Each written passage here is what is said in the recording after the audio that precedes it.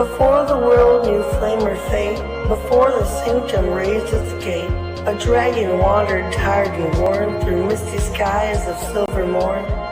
It searched for peace, a place to lie, beneath the glow of moonlit sky, and in a valley hushed between two gentle hills of twilight green, it bowed its head in softened light and drifted deep to dreams of night. It dreamed of fire burning bright, of honor shining pure and white, of moonlit sacred, calm and true, of secrets old and wonders new. From dragon dreams the whispers grew, a hint of halls the world once knew, where mysteries danced in shadowed air, and magic bloomed in hearts that dared. That was the dawn of what would be, where five fought fate and unity. Their story closed, their watch now done, five voices fading into one. And so I speak across the yore, to those who brave what lies before. O hero born of flame or field, of moonlit craft or truth concealed, step forth, past revealed, come soon your fate unsealed. For now the sanctum stirs to see what new made legends you will be. The dragon breathes the dream once more, a calling through the ancient door. Hero before the past is through, the tale now waits to open you. Take clues I've left the mist and dew. Seek what is hidden, chase what's true. For the sanctum keeps its promise still. In silent halls and moonlit chill, it watches all you choose to do. And it's long been waiting here for you.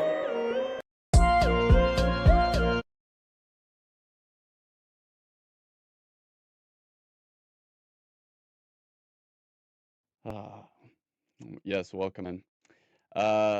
And let us begin with remembering where we have came from, because that is a common theme going forward in these next 10 days as we count down to the official start of the year for Mistvale Academy.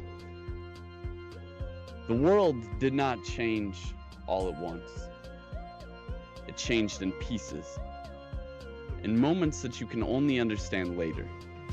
For not long ago you were strangers, drawn into the forest by paths that refused to stay straight. Mist swallowed the road behind you, and the trees rearranged themselves ahead. Something ancient tested your very steps and decided not to turn you away. You saw it then, only briefly, a shape between the trees like petaled wings, folding into the shadows, watching, waiting. And when the forest chose silence instead of violence, a mercy was granted, a passionate moment to grasp fate, after which came the lantern light of a legion knight, cutting through fog, steel instead of spellwork, a man who carried his magic in his body, not his words. And he did not ask why you were there, he only told you to stay close and stay prepared. Beneath that certainty, unease, and at the shrine, answers to all of these possibilities. Father Talius spoke softly, as if he were afraid the future itself might overhear. He spoke of the paths that burn outwards and the paths that burn inwards, of spirits that watch for the moment when someone is ready to be broken open by destiny. The night the forest roared in the distance, something small, wrong, cursed, crawled into the light. And when it fell, it left behind more questions than relief. From there, our events accelerated, whispers into footsteps, moments ticking by as midnight drew you from the safety. Stone walls pulsed like living flesh, warped by magic that should not exist anymore. A masked figure spoke a name that carried weight far older than the one who bore it. Spells clashed and failed. Mirrors of black reflection turned back on itself. A deal was struck in the shadow, not because it was wise, but because the alternative was worse. And then came the voyage. A ship that did not touch the ground, a lone ghost ship, soloed by a captain who spoke as though this were not his first ending.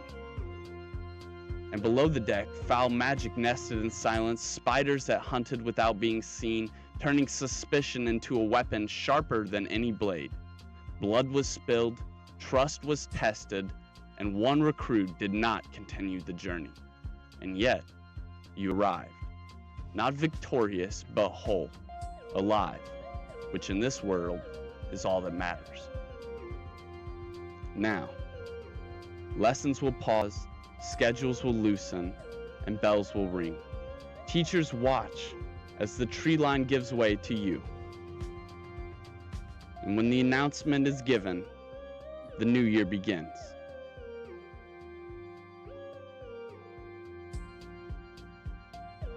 You guys have fireworks. Rested up amply. You've had a huge feast. You've had time to recuperate, even given late drawn into the afternoon the next day before an announcement strikes through every hall and into every room by this magical lantern light that you've seen floating ghost-like in these lanterns dawned upon all the halls. This sound now emanates. A frequency of vibration at first before becoming very clear. A voice appears in your head. It is the voice of the head magistrate who gave the speech at the feast.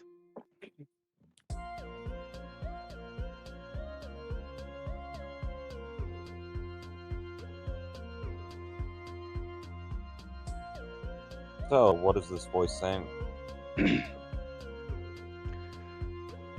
Students of Mistvale,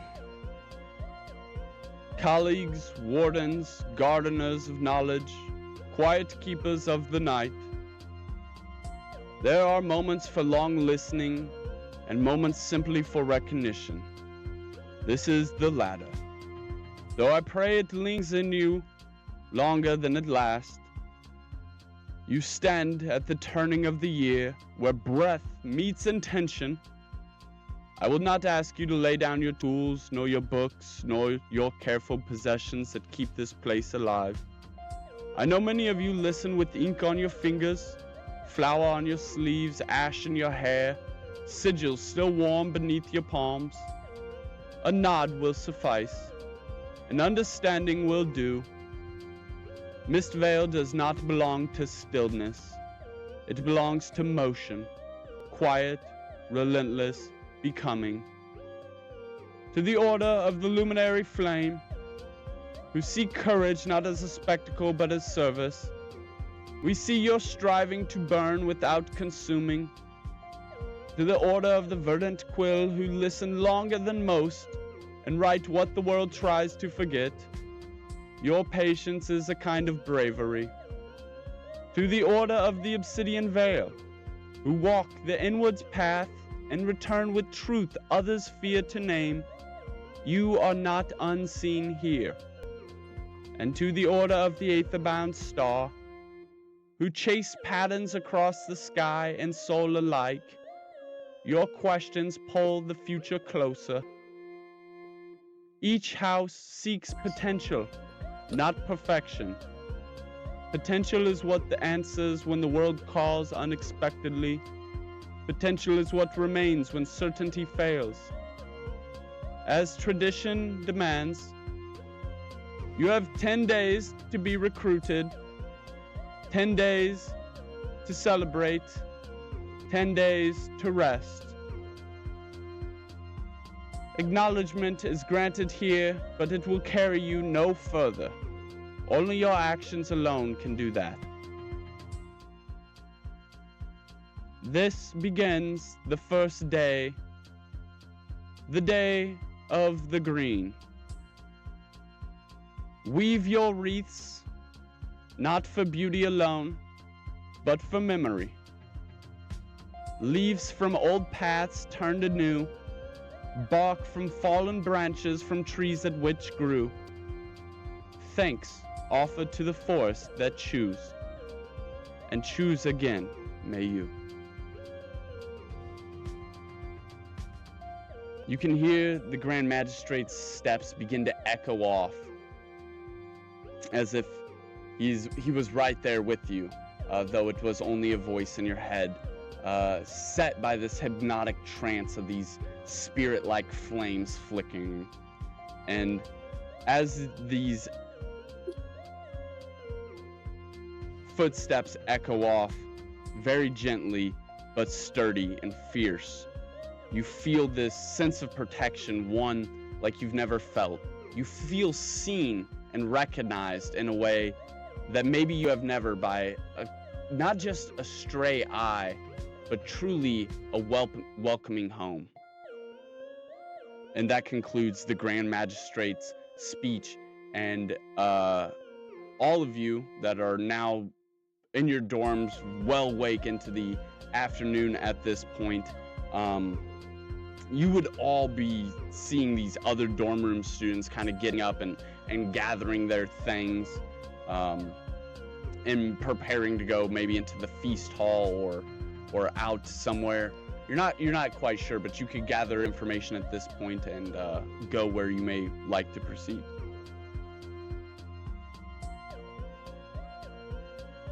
Okay, I will go to Feast Hall and see who is there. That's my idea. All right, so Solaris begins picking her things up. You're gonna take everything with you, or are you gonna leave some stuff here? Yes, because on the way back, I want to stop at my hole. All right, absolutely. Yeah, so you, Jimbo, Schnur, you see Solaris begins slinking her things together and throwing her bag over her shoulder, very, very laden with all this weight, and getting ready to trek out and towards an endeavor towards the main feast hall. What are you guys preparing to do? Well, we finna make a nice little cheese hole and store Yes. some of this damn cheese in. So both parties of you guys would probably benefit from stopping by the space rooms just outside of the dorms in the hallway there. Okay, we stop there first. And then you can kind of see where which way the crowds are migrating towards the most, maybe. So yeah, Jimbo, Sounds good. you lift up your big bag of cheese. Speaking of laden with weight, yeah, it feels like you are Atlas in this moment, lifting this entire globe planet full of cheese. What's estimated to be around, 80 to 90 pounds of cheese just up on your back, plus all of your other things, and Schnur as well on your shoulder.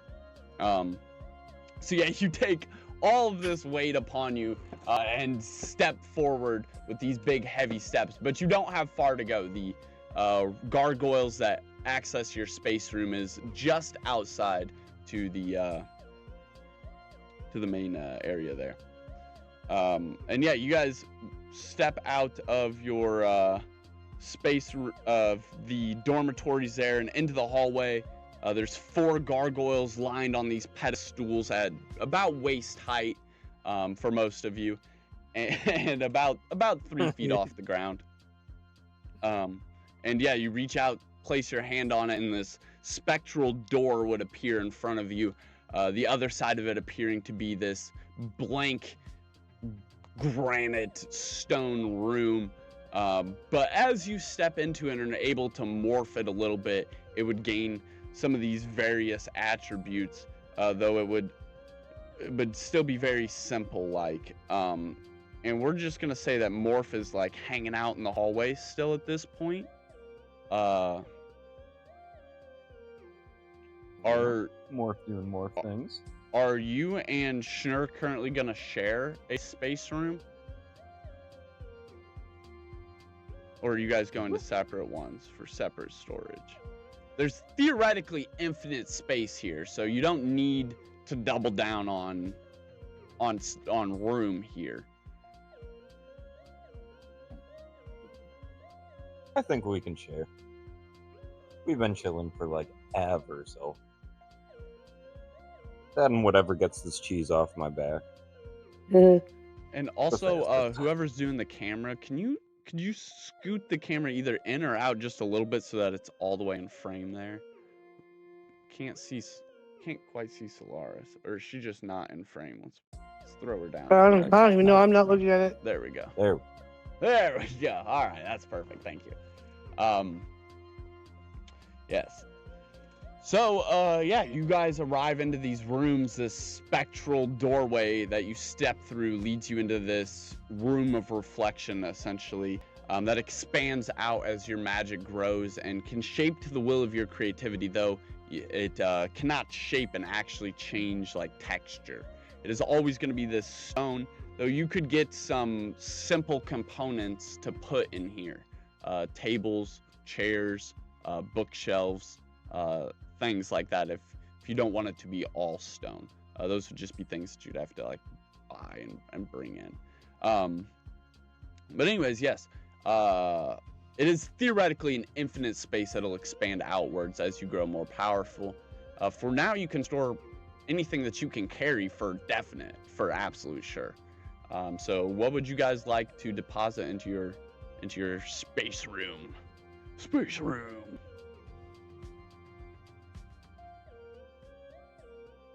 Let's see. How much cheese do we actually have? We calculate this, don't we? A lot. You have a lot of cheese.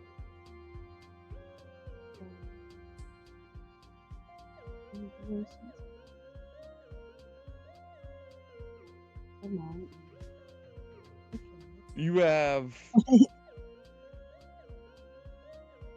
a fucking shit ton. There we go. So, 2 medium. So how many should we need? We got like 8 Probably wedges and most of it.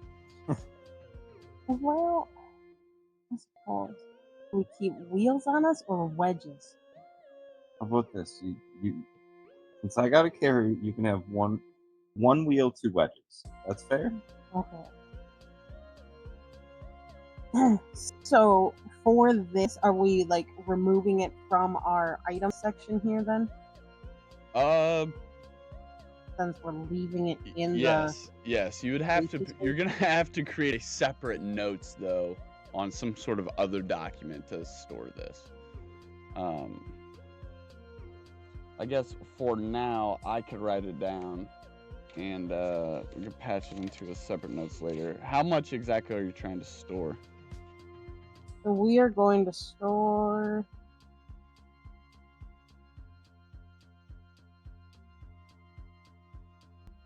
8 wedges of cheese.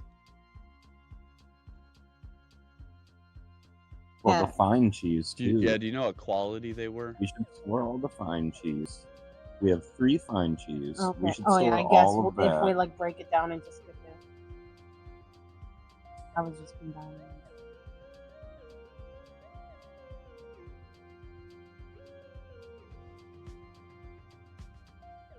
Oh yeah, also I should have mentioned there's obviously like a wheel, right? That's one hole.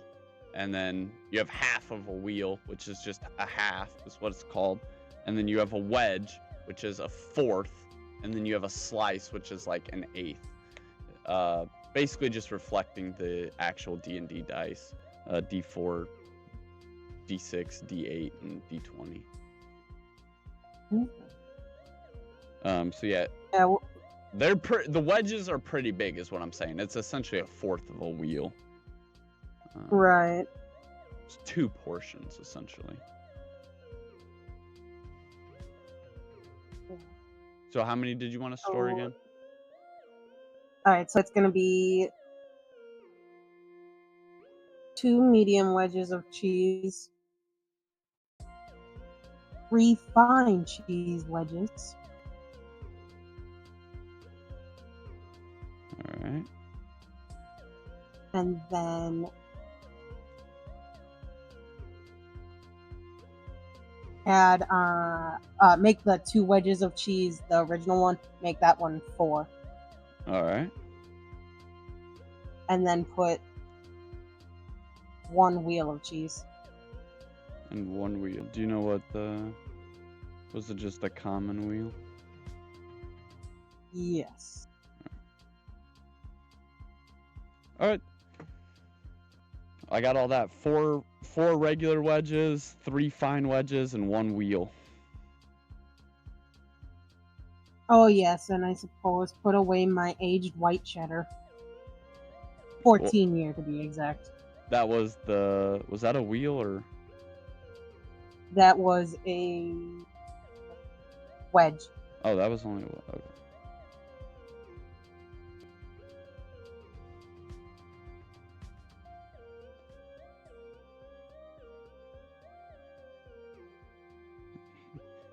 Ancient cheddar. Okay. Got a wedge of ancient cheddar. Giving What her else? too much power. Yeah, that's a lot of Too much cheese. power. That's a lot of fucking cheese. I don't know how they even got so much cheese. I got carried away. I don't know. The cheese thief episode. It was the Riverside cheese thief that did it. Was there anything else, or you guys just dropping off cheese? Lars, if you have anything you want to drop off, I got you. I can write it down too.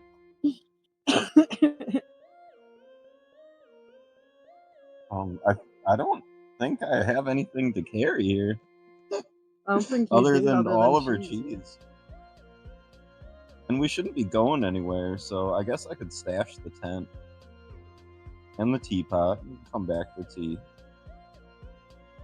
and cooking Teapot, utensils. Gotcha. I'll keep the salt with me, Good idea. and I will keep the potions, one of them which is random, Yeah. with me as well. And we should Ray, be do able you to have find anything you were food. trying to drop off? I'm still listening, Jimbo. Keep going. Is money? That doesn't weigh anything, right? Nah. Just making sure. I mean, So we're just technically, gonna- but yeah. It technically has weight, but we're not gonna track it. Hey, Schnur, do you think we should store some of our cash? What is someone rob? Like, nobody can rob us, right? That's the Nobody's gonna question. take all my damn cheese. Oh no, these rooms Not can from this only room. be for No, us. they can't We're get the into only- this room. No, So this is only totally your safe. specific magic imprint can get into this room, like a fingerprint, kind of, but with your magic. Yeah, but what if they cut off our finger? No, well, they still wouldn't have your magic, unless it was like. What if they were holding my dead body right there? I'm pretty little. You could pocket me. Yeah, well, in that case, yeah, absolutely they could. There's some workarounds. There's some workarounds. It's not. Nothing is gonna ever be 100% safe, but this is as safe as it gets in the universe. I guess maybe for now, since we don't have the greatest idea of what things cost here, just bring all of the money and hope we don't get robbed. Yeah, you don't have that much money either. It's not like you're walking around with $1,000. You have like 90. You have like $9. Yeah. No, If it's no your one's last gonna rob $9, you. no, for I'd rather $9. have $4 than no bucks. Well, I don't know. You might go to some shady spots. Someone might rob you for $9. I don't know. We'll have to see. They can try. Let's see what I happens. have no idea. So yeah.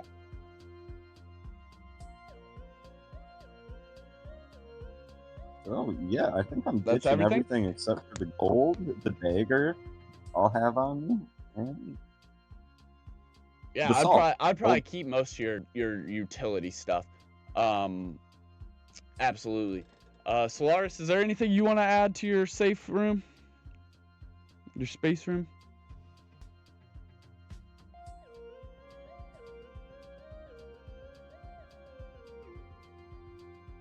Oh yeah, and potions. Definitely holding potions. I hope she knows she's muted. Okay, well, if you guys don't have anything else that you guys would like to add to the safe rooms. I know now. Sorry. Okay. Pots and pans, please. All right, pots and pans. My large tarp. I think we're gonna be okay without that for a minute. My shovel. Mhm. Okay, let's see what else. Got that. On my blanket. We get a blanket with our bed, right? Or do I need to provide my own? Yeah, yeah. Yeah, I get one. I Yeah, can yeah, put mine you away. get one. All right, so I'm gonna put my blanket away. I'm gonna call it. That's about it. All right, very nice. I got all that written down. Pots, Me pans, too. large tarp, shovel, blanket. So you can remove all Yep. that Everything from your else is just inventory. So now you have more yeah. inventory space. Cool. Very nice. Very nice. Very nice. And as the morning has broken and that cool, pale air that usually lingers through the hallway in the early morning has passed, you guys step out and it's a little more temperamental, a little warmer out, and through, though it is like midwinter, this high stone just picking up the sunlight keeps it in a soft warmth state. And you can see most of the other applicants and some of the other years the upper years have began kind of like migrating, most of them leaving the main feast hall around this time. It's about 1 in the afternoon. So most of them are like leaving the main feast hall and heading down towards the verdant courtyard where you guys originally entered, back down that long hallway towards the west end, or coming back from the west end, going south, back towards that original entrance with this grand arch that you guys walked through, and back out in towards these intersecting elongated roofed in routes that go in between each of the courtyards and in between connecting to different towers. Some of them have like walkways on top of them. Some are just like a tunnel with no walls. It's got a nice roof on it, nice paved ground that kind of wraps around, but very open, very scenic. You can see through for a while when you're down and out here, until you step in through those arches, and then you're in the courtyard. And inside the courtyard, as you know, because you came from the Verdant courtyard, that it's just like ever expanding, bewitched by some spatial magic that allows it to connect to maybe a different plane of existence altogether, maybe a different point in space. But however it does it, it expands it out infinitely. Once you've crossed through that secondary arch that goes into the courtyard. So there's one arch as you step out into the actual outside of the castle, and it's got all these pathways and almost like these tunnels that don't have walls, with roof and slats running along the side of it, and really nice paved ground.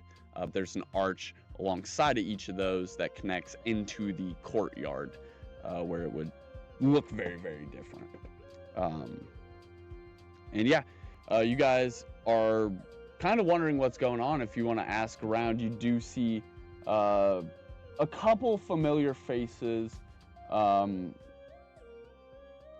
Esaro, the elfling that was with Draylen's group, she is making her way, notably alone. You don't see the chubby little guy that was with them, and you don't see Draylen. So it is just her for the first time. She's walking past. I want to try to find that little nosy guy who keeps writing notes. What's he up to right now? He's probably more of an early bird. He's Okay. I don't know if he would still be in the halls at this time, but you could notably look around for him. Yeah, just if I see him, that's all. Yeah, he probably wouldn't be wandering around. He would have definitely gotten on with the festivities of the day, having. Okay. So he's probably not around at this time.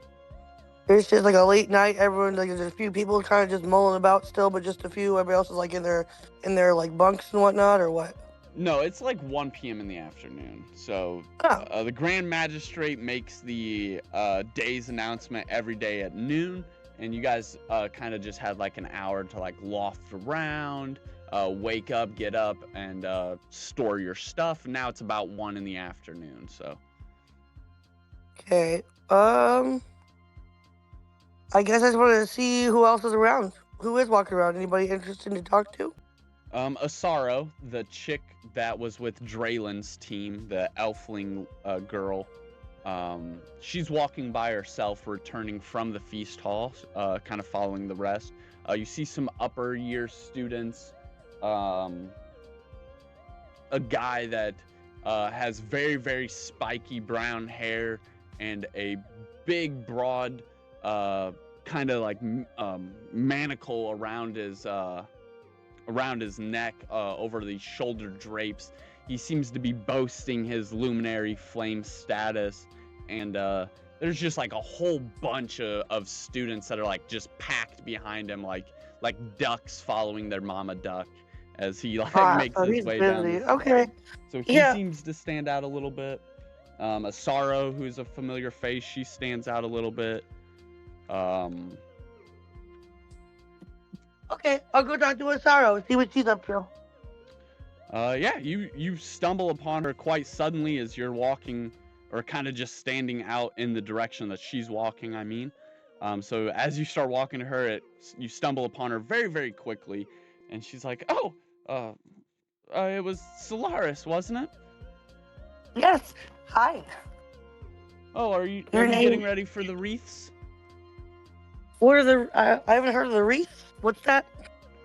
Yeah, it's a tradition at Mistvale. You must have not heard the Grand Magistrate's speech, or you're just like me. I was kind of drowsy too. But yeah, Yeah. we're supposed to head down to the Verdant Courtyard, all those that want to participate, and we're going to be making commemoration wreaths of our journey so far. It's a ceremony that celebrates turning over a new leaf, and then we all get to hang the wreaths on the moon tree. Ooh, that sounds really cool. Yeah, I'm super into that.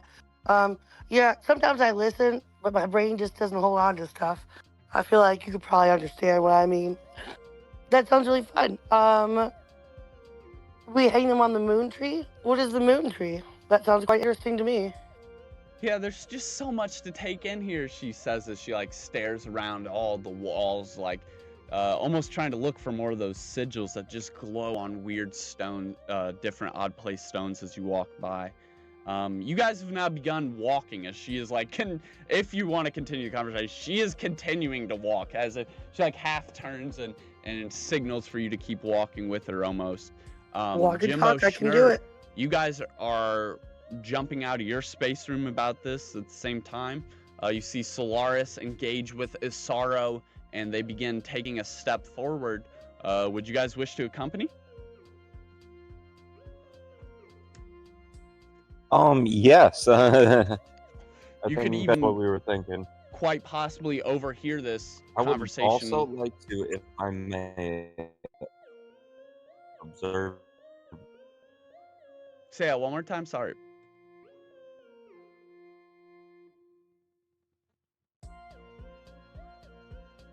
Can you repeat that? Sorry. I think we're audio buddy. One moment.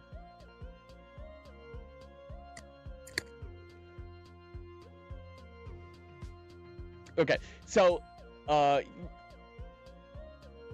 yes, you follow them, presumably, and kind of tag along, and Asara begins walking. She's like half turned. They're only like a step or two ahead of where you guys are currently, and she continues talking.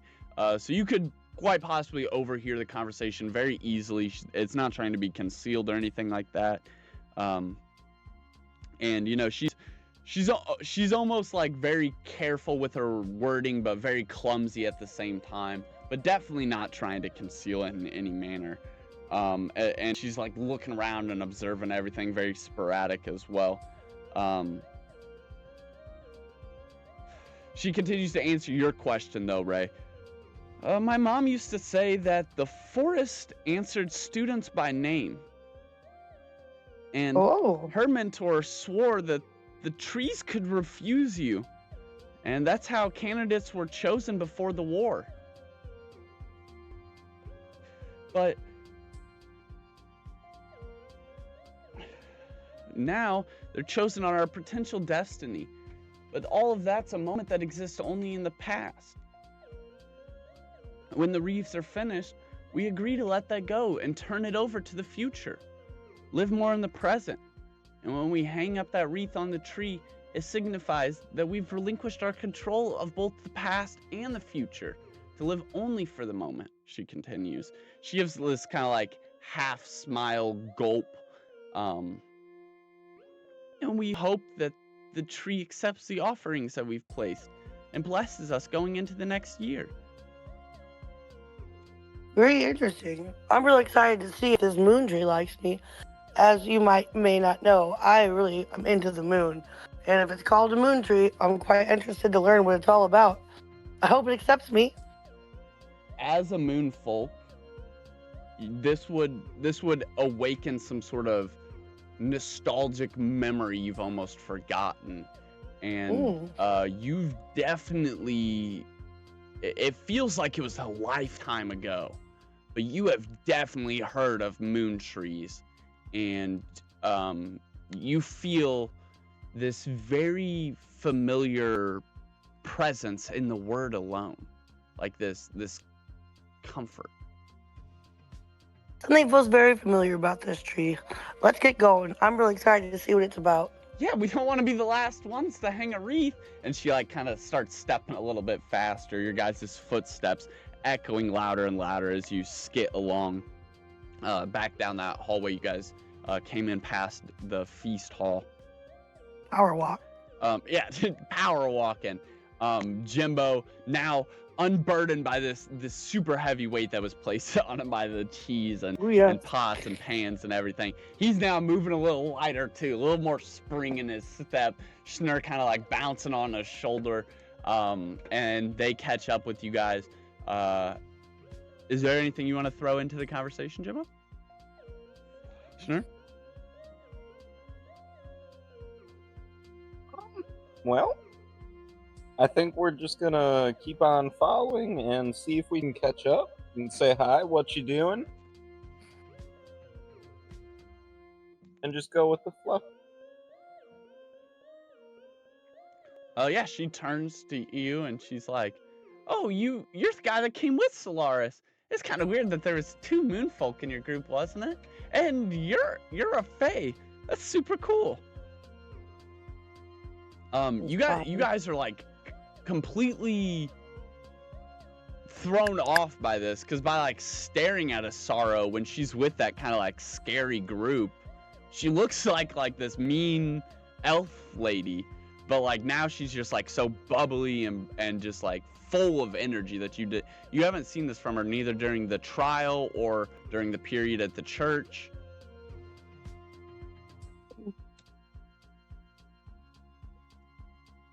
May I ask what makes her open up? Did I say Asara? You seem a little bit more friendly than you normally are. What's up with that? Oh, you know how it is. I can't be the weakest link.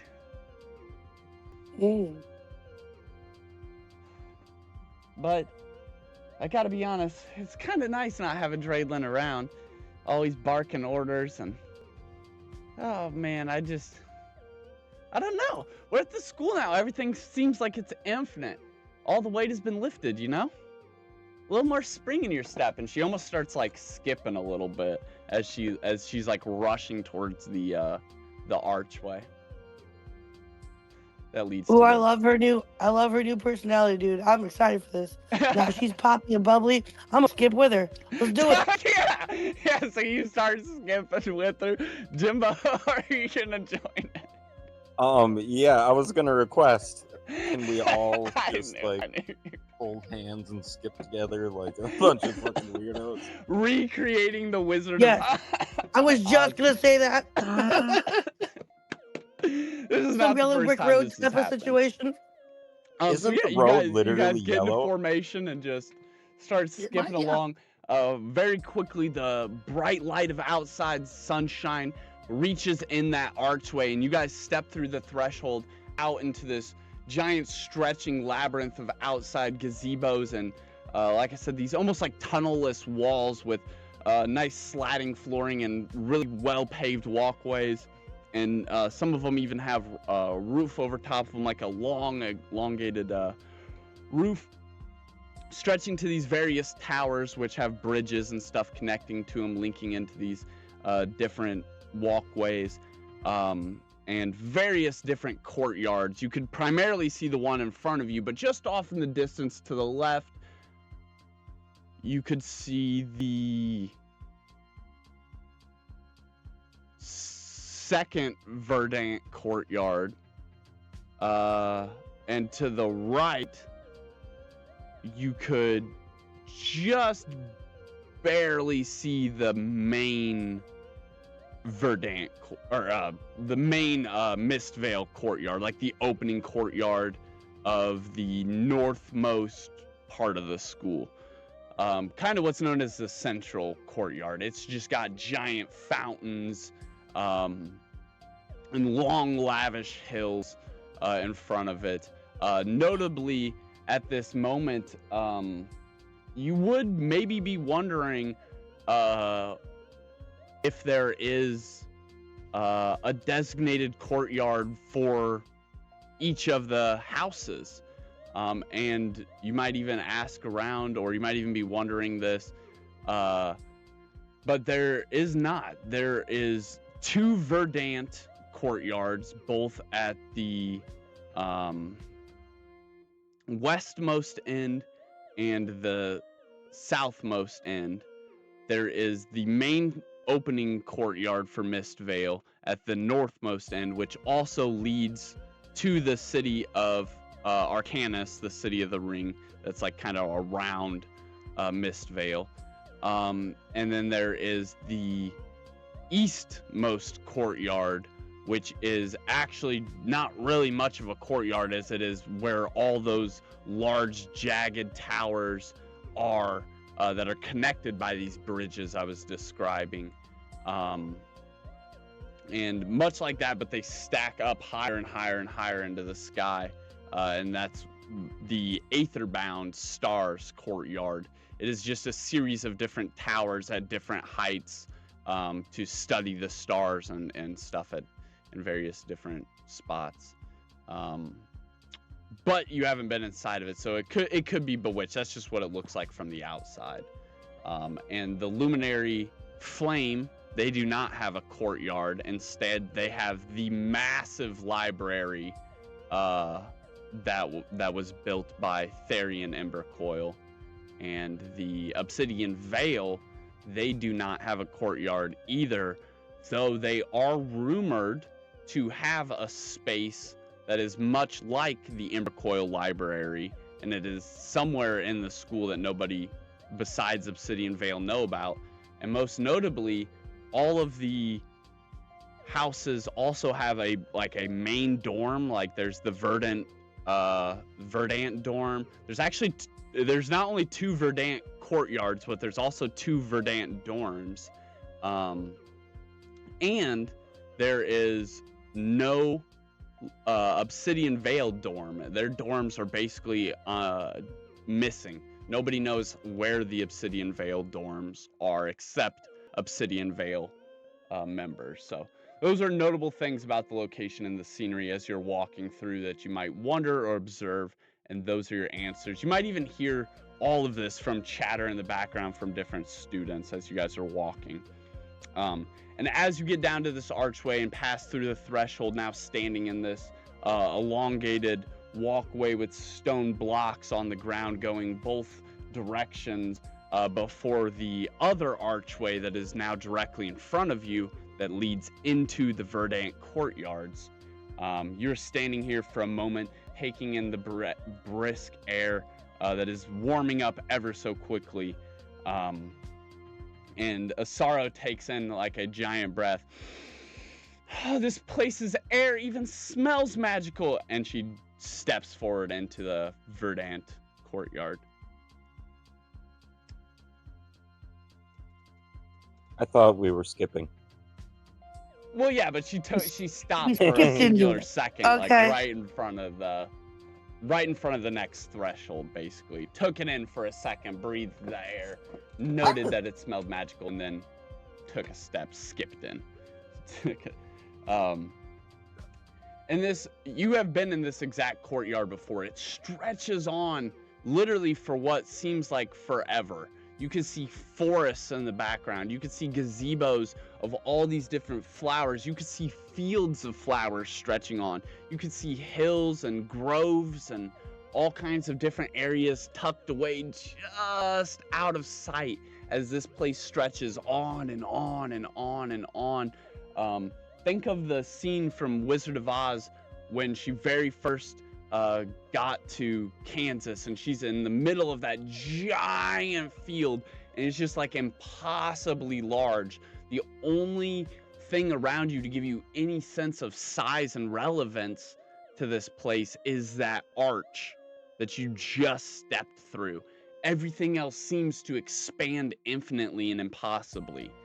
The only other sense of normalcy in this magical enchantment wonder is in front of you, this group that is kind of assembling, this mass of people that has emerged just in front of you down this slight slope. There, like I said, there's these like gazebos and different picket like fences stretched up that have flowers growing on them.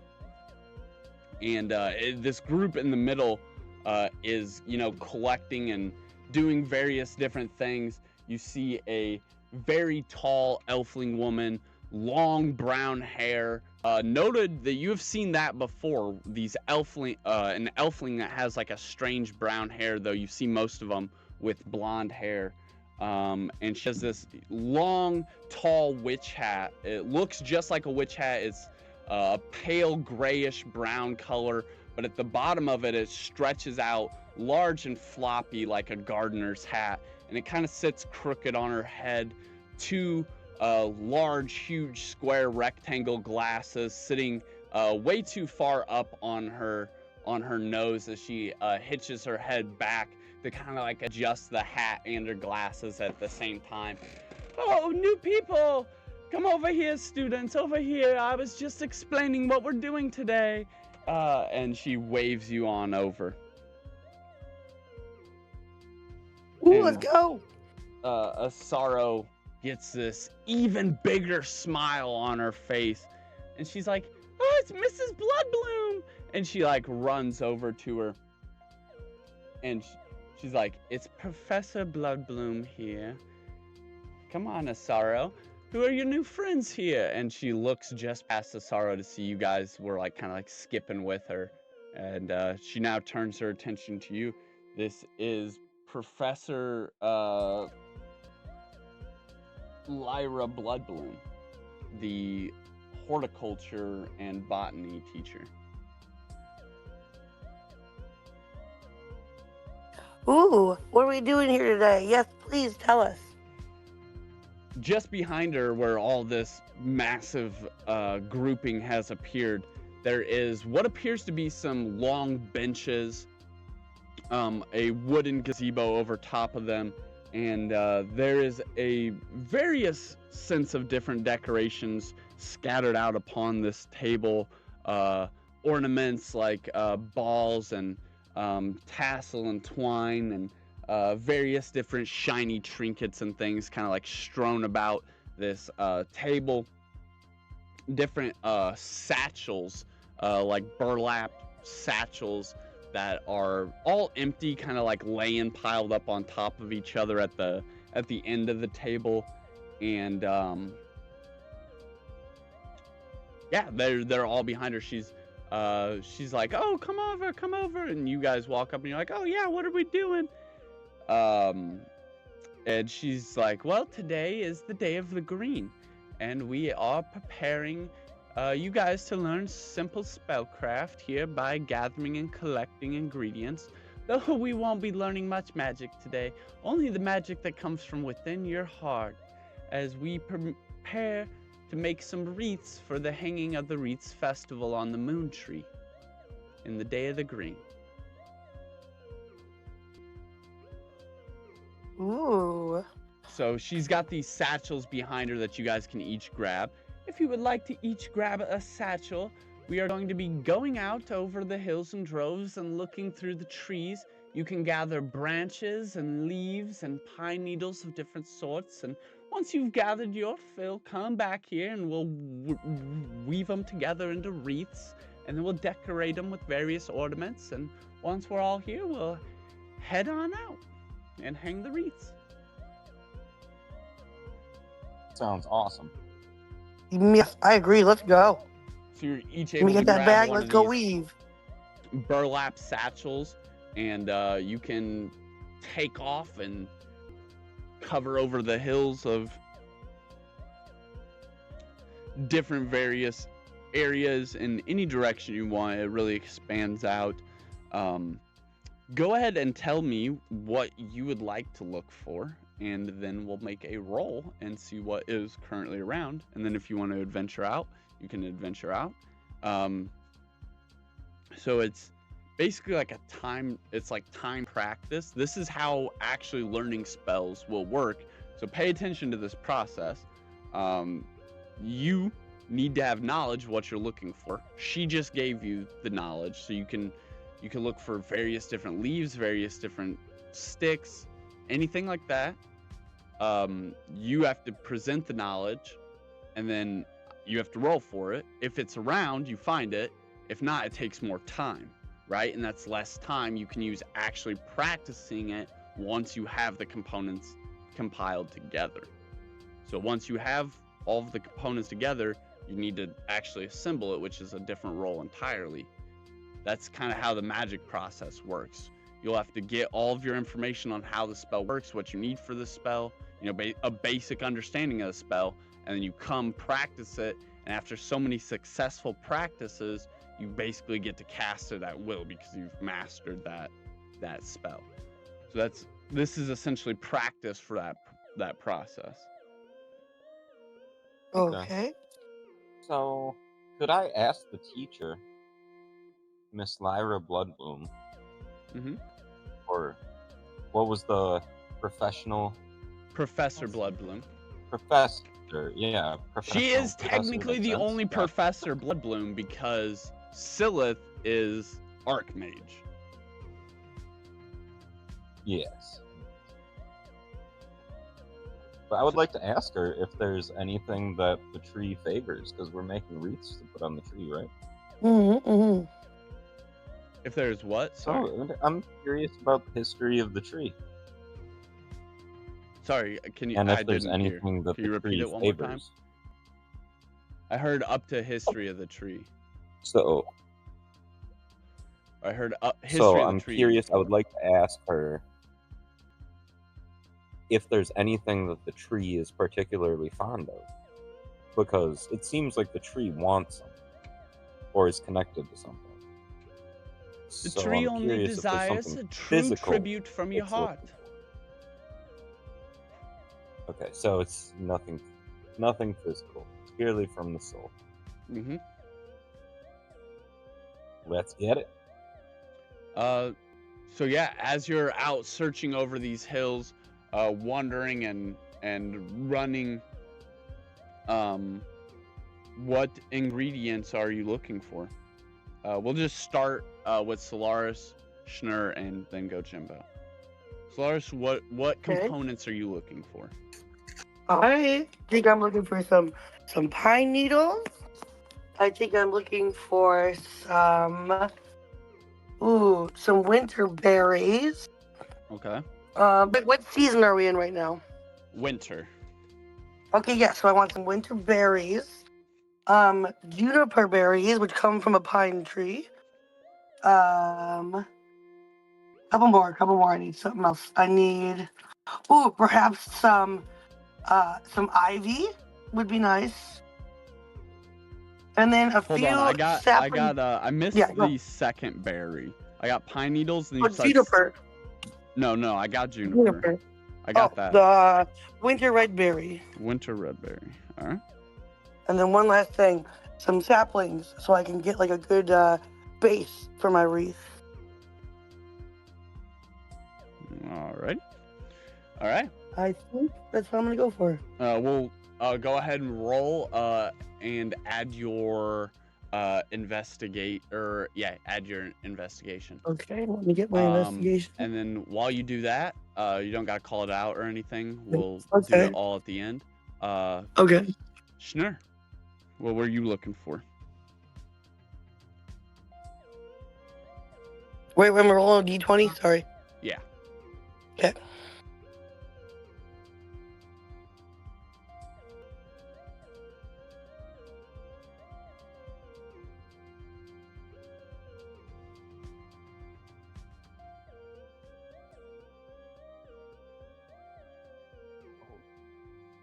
Am I good to go or? Mhm. Yep. Yeah, we're gonna do it Oh, all at the end. It's we're gonna add them all together, basically. Okay. So I'm assuming we're just gathering supplies for ourselves, right? Like it's not like a. Yeah. Yeah. Okay.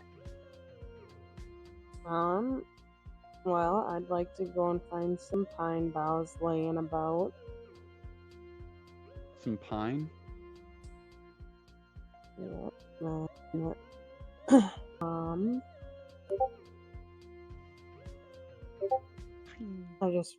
I guess I'll look around for what kind of berries are in the area. What kind of berries do you imagine are in the area? What kind of berries would you like to decorate your wreath with?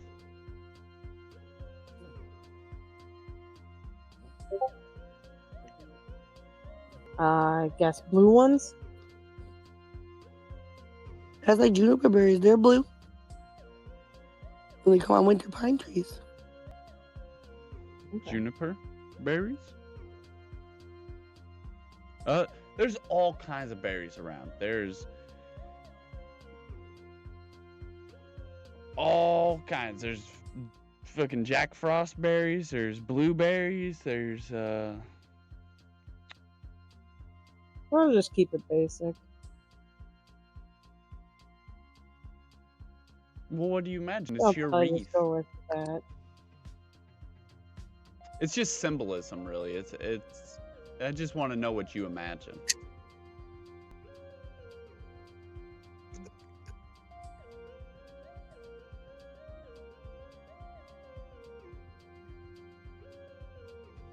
Blueberries, blackberries, raspberries. Forgot about all those edible berries. Just trying to think. All of the berries. All of the berries.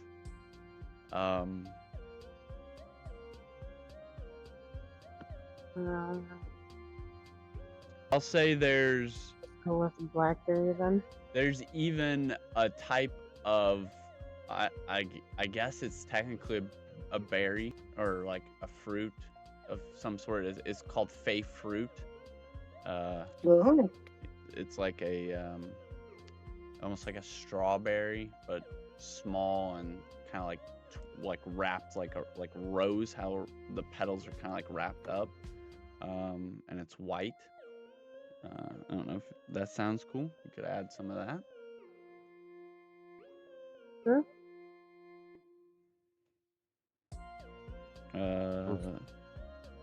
So we got pine, fruits. Any specific berries that you wanted? Or just like odds and ends that you could scavenge? Basically, just whatever. I said blackberries before. Oh, okay. Blackberry. Gotcha. Sorry, if I don't hear you, I'm sorry. Just go ahead and shout it a little louder. I'm also trying to write it really quick. Okay.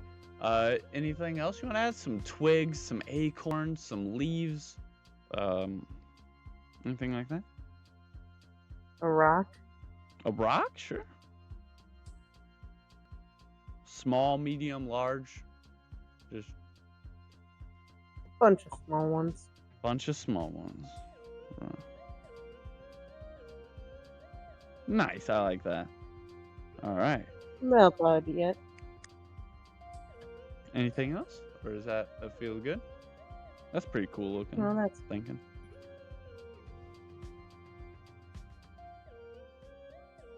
All right, Jimbo. Okay, so, oh, I think what I'm gonna look for is a mix of spruce and cedar. Mostly cedar, because it smells good as fuck. Leaves or twigs? I would want to create the framework for the wreath, assuming we don't have some sort of frame, from like the more bendy branches of the spruce and or cedar, Okay. and then work from there, intertwine everything. And then I also wanted to look for some juniper berries, or really any fun color berry. All right.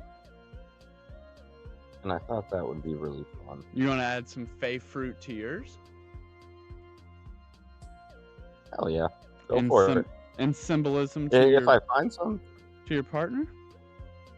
Okay. Also, Cedar. What was very the other one you curious, said? mentioned Cedar and what? flowers. Sorry. So I'm curious if I can't like fuck off and wander a little bit and go look for some flowers to stick in there. You absolutely Especially could if fuck they're off old and and wander dead. for a little bit and go look for some flowers.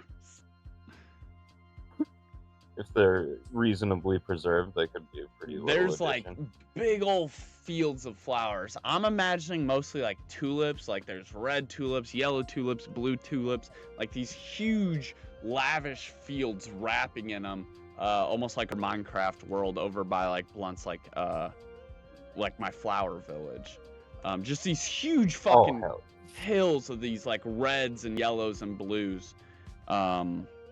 But there'd also be other kinds of flower patches around, different like entire groves, like a small oasis of just like these abundances of that specific plant, roses,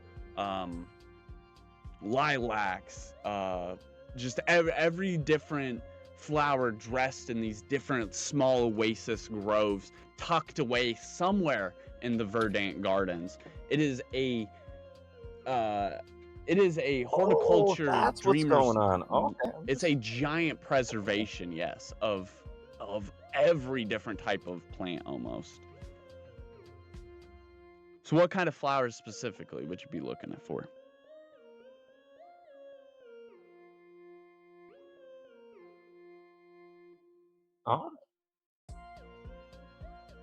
Probably lilies, roses, specifically because of the stems.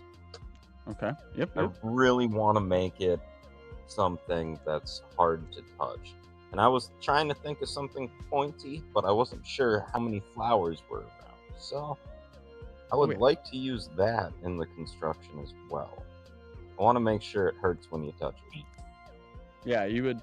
I mean, and curiously enough, if you wandered far enough, you would find varieties of different things you wouldn't think possible in this luscious, blooming green. A pocket oasis of sand that is filled with these cactus in full bloom, brilliant pink flowers matching with the green, and the tan sand breaking out against the landscape, like catching your eye. There's pointy things around, my friend. I mean, almost all that can be imagined can be found as years and years of preservation and expansion and magic cultivation have gone down here. So yeah, I think that's about it. Find any nice colorful flowers, some sharp things. Mm-hmm. A little bit of spruce, a little bit of pine, or spruce. That's what you're whatever looking we for. may Spruce find. leaves or I would twigs? also like to take an investigation bark? check to see if there's some of that sunflower. Not sunflower, no, that's not right. But The what sun petal Solaris bloom? was looking for. Yes, because I feel like that would be good to have in my back pocket. You could roll investigation, which you already did. Yeah. It could be investigated. We have to roll. Is that it? Yeah, that's it.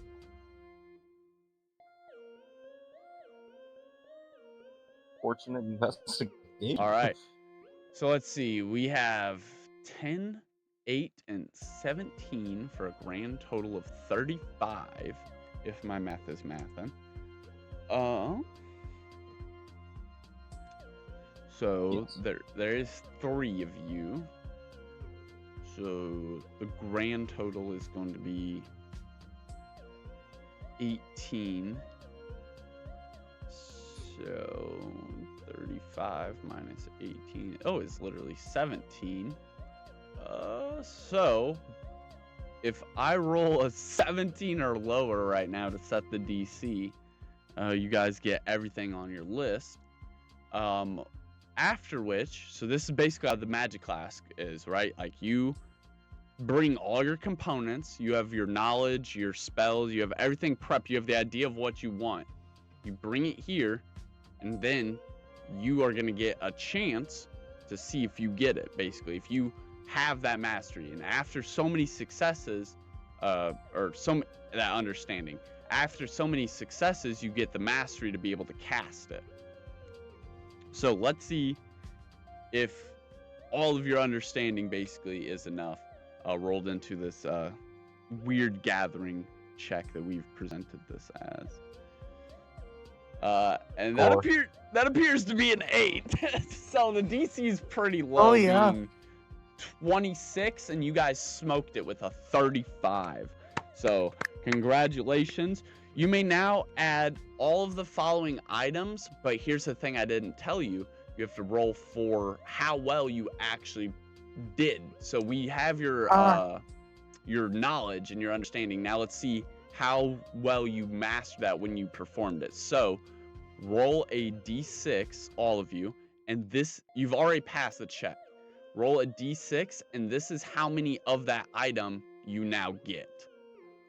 Much Individually, like okay. when you perform the spell, we'll see how many rounds you get, how well you did with that spell. It's not just performing the spell, it's performing it well. Oh, okay, roll it twice, Max. My first one was 4. All right. You get that many of those items. So The ones I picked? yes. So Cloud, you Okay. get 2. Ray, 4. Wax, you can re-roll. We're not gonna. You don't have to use a 1 to re-roll.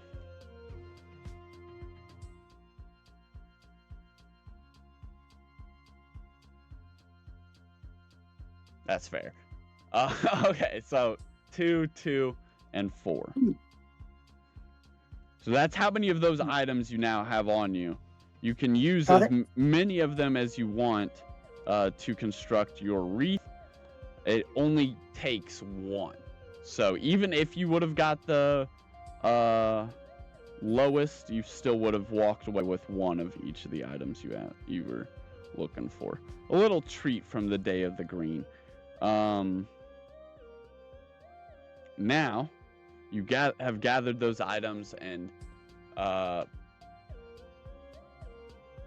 Jimbo, you have found a secret treasure trove of sun petal bloom somewhere way the fuck off in the distance. I'll be honest, this plant is so rare that it hardly makes sense that you guys found it the first time, let alone survived finding it, let alone now finding it here again.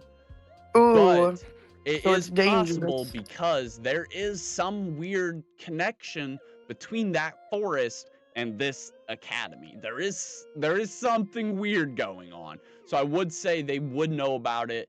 They would have cultivated it, and somehow, some way, it would be thriving somewhere in this courtyard, and you have now found it. But only thanks to your team, everybody had to roll well, because you guys smoked that fucking DC. Woo. All right. Now you guys have all your ingredients, Okay. and you've come back with this understanding and abundance. You guys have really done well. You guys get all these things together in your satchels. The max amount that any one satchel can hold is 30. And I don't think any of you went over that. 8, 16, 20, 4, 8, 12, 14. Yeah, no, we're good. So yeah, you can also keep these satchels, by the way. It's just a gardening satchel for collecting resources like the ones you guys just got.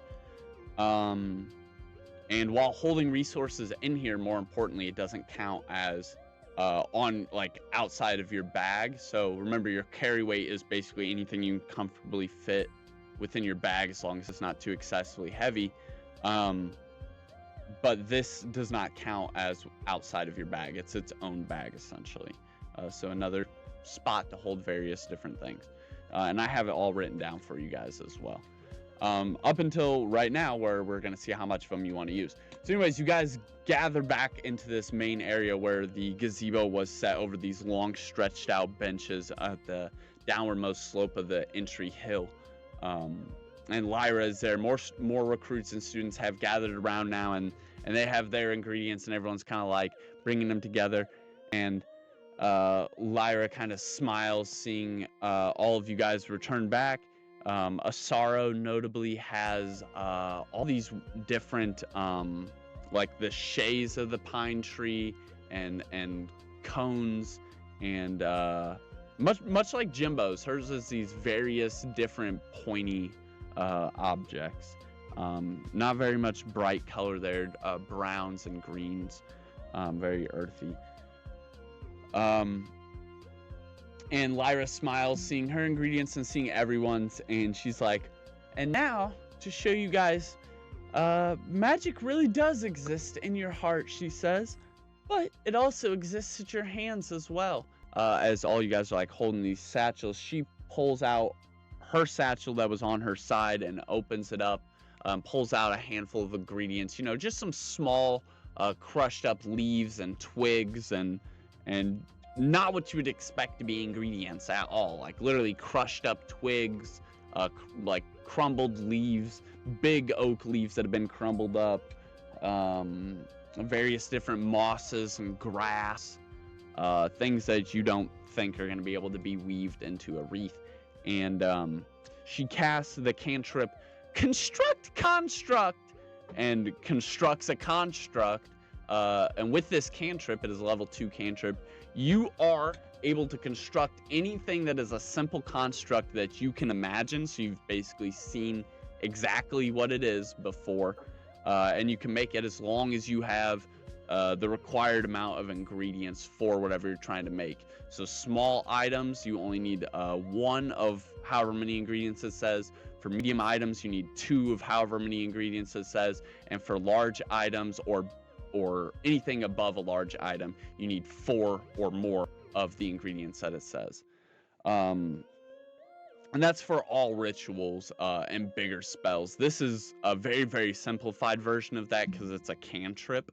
But yeah, it only needs 1 of however many things you want to use to build it, however many is required.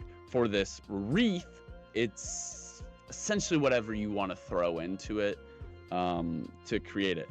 And as she construct casts this second level cantrip, the moss and leaves and grass all start to envelop and wrap around almost like a vine, the twigs sticking and jarring out of it as they kind of like snap and assemble into place, and it wriggles up until it hits the crescendo of the circle and then starts wriggling down the other side and wraps all the way around, connecting to the base of the vine, moss, grass, twig, leaf construct that's warping out of her hand, connects back to the base of it, and the 2 bases wrap and entangle together before solidifying and becoming this pretty ornate, pretty looking basic wreath. And then she takes a step back, a round of applause erupts. Everyone starts like roaring and not really roaring and cheering, but they're in awe and clapping and happy as she takes a step back towards the tables and opens her hand out to the trinkets that are basically decorating all up and down this long bench behind her beside you guys. And yeah, now if you guys would like, you can attempt to perform the construct cantrip at level 2. It is a level 2 cantrip, which means you need at least 2 cantrip slots to perform this. You guys have that. Who would like to try? I'll go for it. All right. Before we start, as a bonus, since you're the first person, can you tell me the two things fundamentally required? The first one is the first thing you just rolled for, and the second one is the second thing you just rolled for. Okay, so let's see. We rolled to be able to look around, right, and find what we're finding, and then how many of what we were able to find, or how well we were able to find it. Yes, no? Yep, and those are components, your understanding, so to speak. That is correct. All right, go ahead and Okay. roll a d20 real quick. All right. Do. Got me a 10. All right. You also would add I believe yours is wisdom, your proficiency. So whatever your wisdom modifier is, that's that number. Plus one. Plus one. So you tied Yep. it. Meets it, beats it. That's the rule we play by. All right.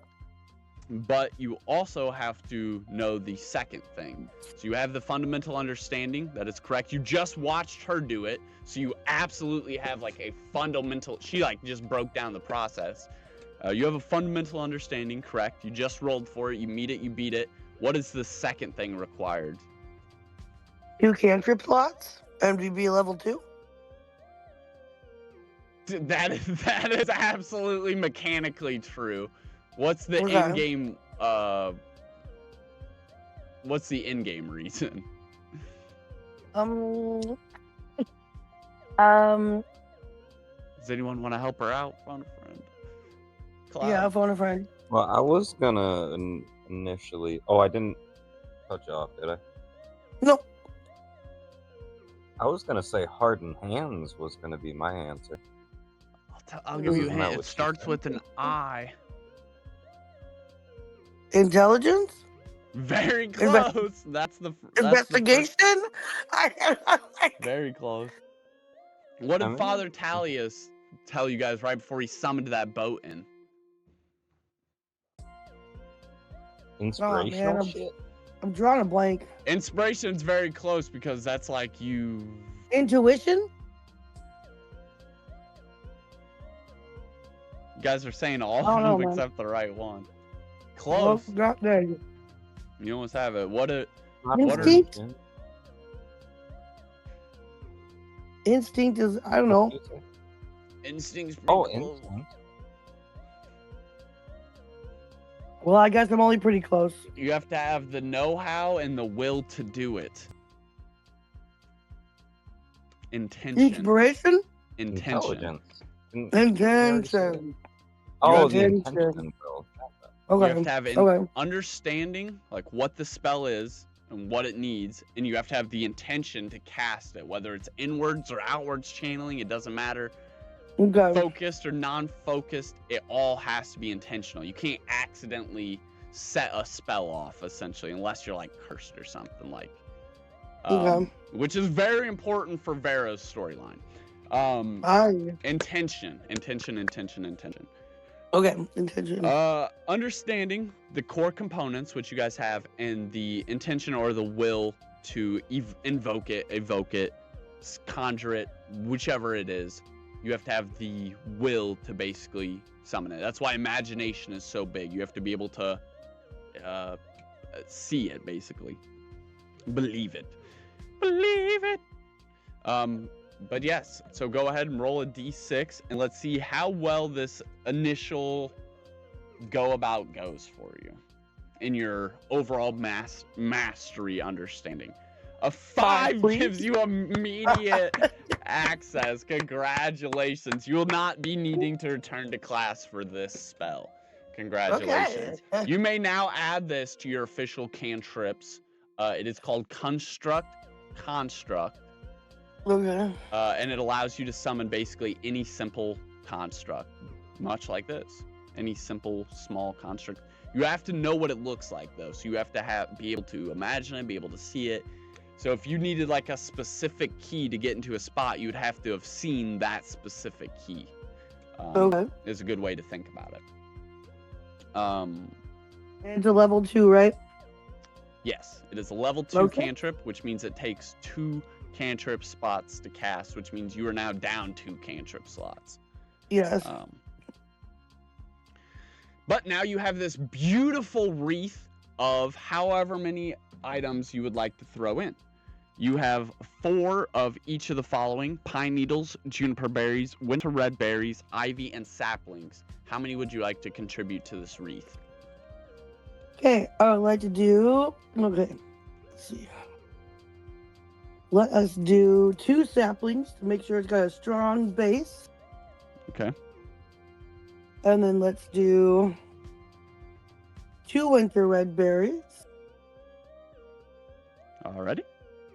1 juniper berry, All right. 1 pine needle, and 1 ivy.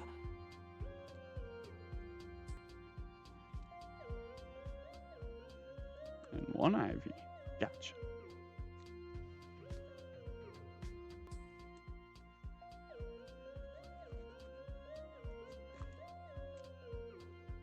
Alrighty. Gotcha. Schnur, you're up. Go ahead and roll your d20 for your fundamental understanding of construct. Okay, I got a 15. All right. The DC modifier is just gonna stay the same for this one, so it's gonna be across the board for all of you guys as that 11 up there. So you pass it with 15. Go ahead and roll a d6 for your overall mastery of this cantrip that you're practicing. Okay. I And got a with 6. With a 6, you have immediate Woo! understanding of this. Congratulations, this is your first officially learned cantrip. You can go ahead and now add construct to your cantrip list. It is level 2 and allows you to summon any basic construct as long as you have the components for it, and you only need 1 of each component. So if you want to make like a desk or a chair or something like that, you just need 1 wood component, and you can be like construct and turn it to a chair or turn it to a desk. Pretty cool. Okay. Pretty cool. It'll be awesome because now you guys can decorate those awesome space rooms you guys just got. And you guys know where to go to harvest ingredients now. Yeah. So yeah, how many ingredients would you like to add to this cantrip? You have 2 pine, 2 fey fruit, 2 blackberries, and 2 small rocks. Well, we'll say you have 6 small rocks because you really did say you wanted like multiples of those, and they're just rocks. So. All right, so we'll go with 1 of the pine, All right. and then we'll go with 5 of the rocks, All righty. and then 1 of the blackberries, All right. and I guess I'll put on 1 of the Fey Star thingy. 1 of the fey fruit. All right. So it leaves you with 1 of everything. Nice. Huzzah. And I feel like that fate fruit might go really well with that aged cheese, man. That might be a little charcuterie board you can get together later. And Jimbo. Construct that. That is true. Jimbo, Yes, sir. go ahead and roll your d20 for your fundamental understanding of this cantrip.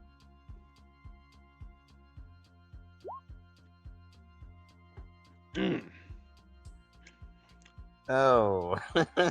So yeah, that is not genius. going to help you. Now, this is where we get a little bit of practice in.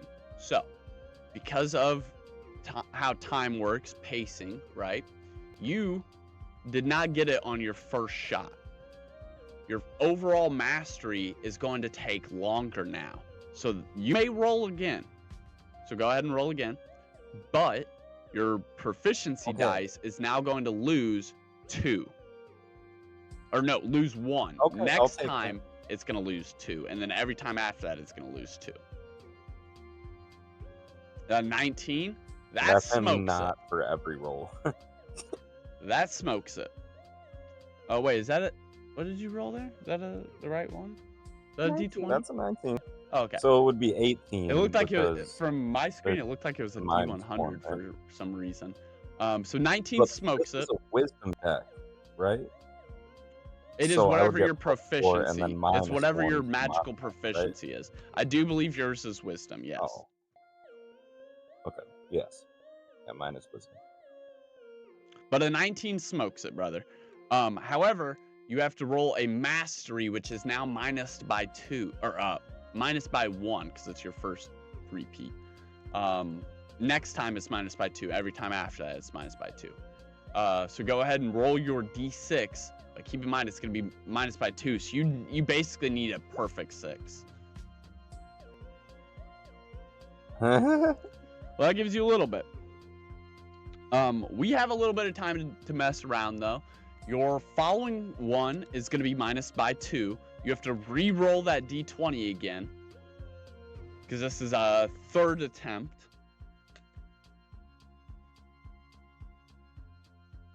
Wait, do I have to?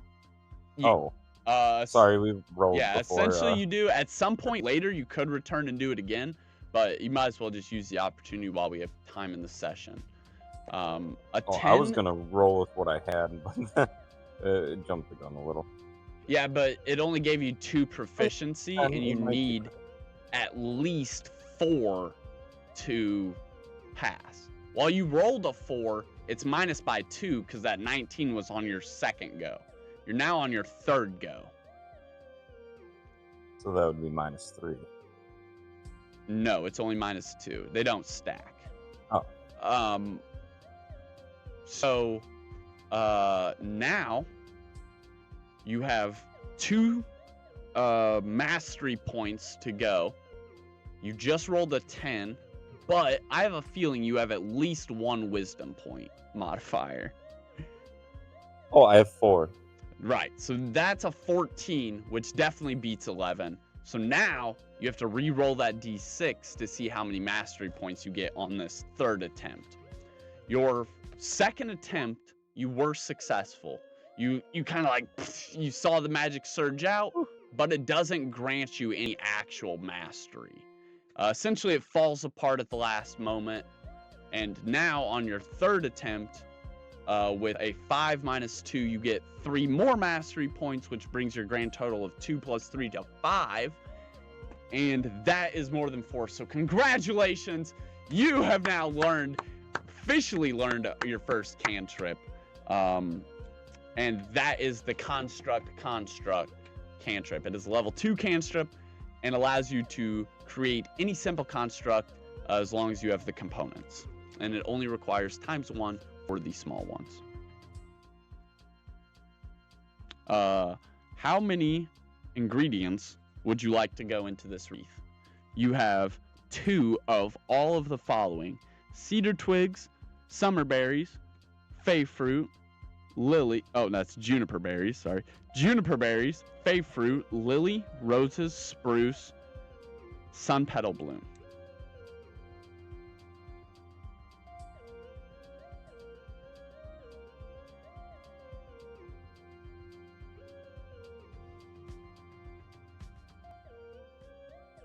How many components do you want to put in your wreath you just successfully constructed?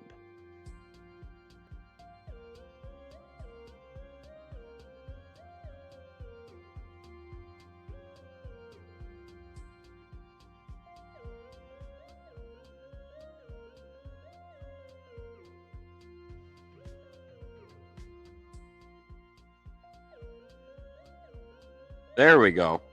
There we go. Sorry, the mic cut off for a second. Oh, you're good. You're good. So I was asking. So anything that we have left in the satchel It's yours. is just ours, basically, right? Yep. Absolutely correct.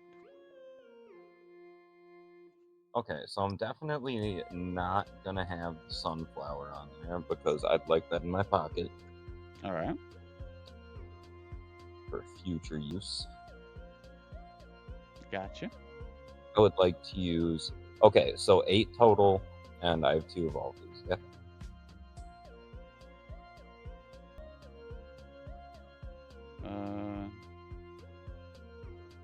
I count 7.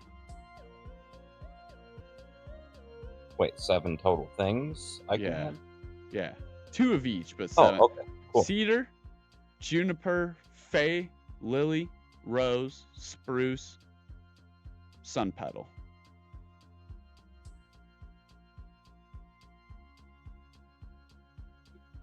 Yeah, I count 7.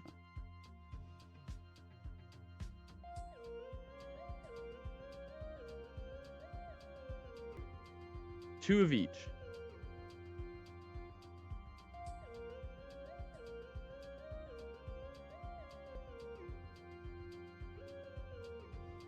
What do you want to get and give into the wreath? You have to times 1 component of each, not of each, but of everything you want to put into it. Minimum. You can put more though. But what components would you like to put and how many of them?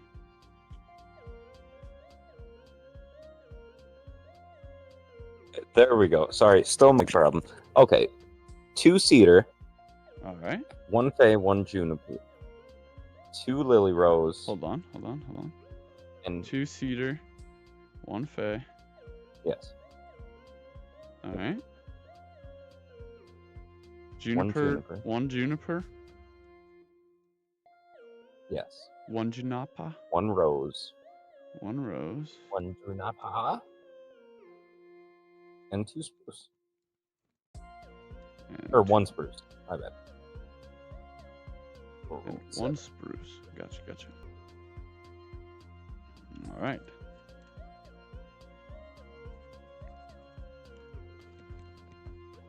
All right. I gotcha. Oh, nice. All right. So let's do these rolls real quick. Oh yes. Would you guys like to add any ornaments or trinkets, tassel, twine, shiny bits? Yeah, I want to add maybe some bells and some there's some kind of sparkly leaves, or then maybe some ribbon. Roll. Okay. You can add both of those. Absolutely. Dress them up on top afterwards. Roll a d4 Please? for me real quick. D4. Okay. Bells and ribbon. Yep. Gotcha. Yep. Bells and ribbon, please. Got me a 2. All right. Nice.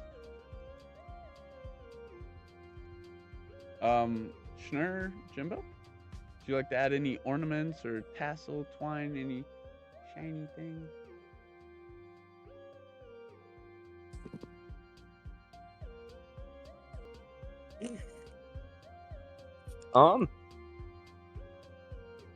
What I would like to do is grab my wreath,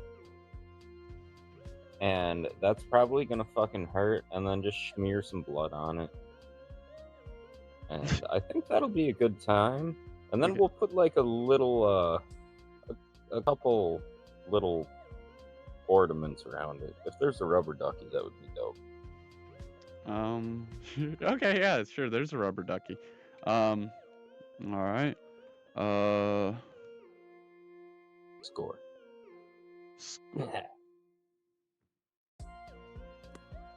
Roll a d4.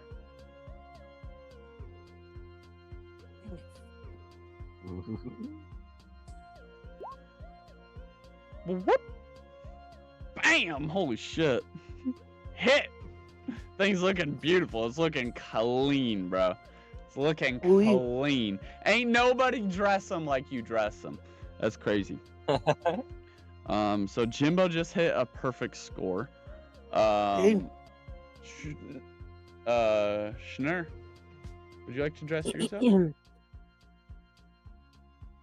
Are there any rusty spoons lying around? Oh god, yeah. Yes. Yeah, there's a couple like elongated, shiny instruments that are just like laying around that look in I the do shape of a have some spoon.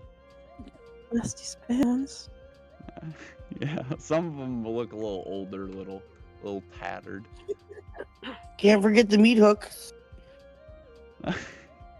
The chains. Or can I go back and have one on mine?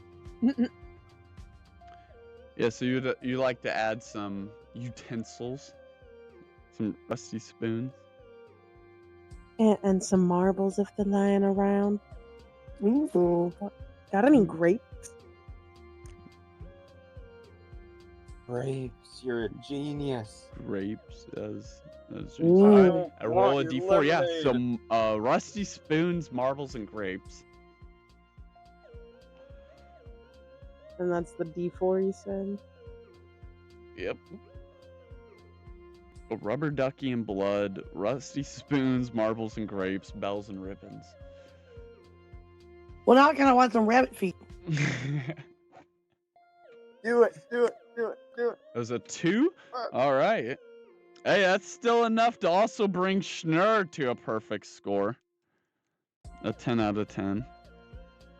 Can we argue that if Solaris has a really good roll of your choice, she may have just found a rabbit on her way back? Yeah, cut the Or feet our off way fresh. back, I should say. Chopped a foot off and just Yeah, put roll the a bloody foot on the d20 thing. for investigation real quick. Solaris. All right, let me investigate these fresh feet. Yes. 18. Oh, this is so terrible. Yeah, there is a Lucky's rabbit foot. It seems to have fallen underneath of the bench and is like just hidden by like the pieces that hold the bench up that run along the middle of it, essentially like slants. In between the wood, it seems to have like fallen in between the wood plank of the bench and dropped onto one of these slats, and it's just like luckily tucked away there, hidden from every other eye besides yours. All right, so I got one crispy rabbit foot coming up. How lucky. May I ask what she did with the fresh rabbit foot that was in her pocket? Did I have one the whole time? Well, you rolled a 18, right? Yeah, I That's wanted worthy a of fresh fresh rabbit foot. I don't want to found one. I'm cutting it off. Yeah, right go there. ahead and roll a d4 again, but it minus, or no, split it by half. It's got to be half because it's your second. Let's see if it's attempt. fresh or not. Yeah. All right, it's a D4. Okay. Yeah. Actually, minus by 1 because it's technically. So then I got 2 because I rolled a 3. All right, that's pretty good though. That brings you to a 9 out of 10. You're still sitting pretty good. However, So I got me a fresh rabbit. now it is time for critiquing from the master. Oh well, not many critiques. Not many critiques were brought. That was your adversity score, which means Ray, congratulations, you passed. You got an 8 out of 10, and congratulations, Snur and Jimbo, you guys tied with 2 9 out of 10s. Congratulations! Nice, y'all. Hooray! Good We're job. doing it. Now have these beautiful wreaths of woven different things that you have collected and gathered. They form in a similar manner. This burst of magic. All of you guys say it in unison. What's the cantrip name? Construct.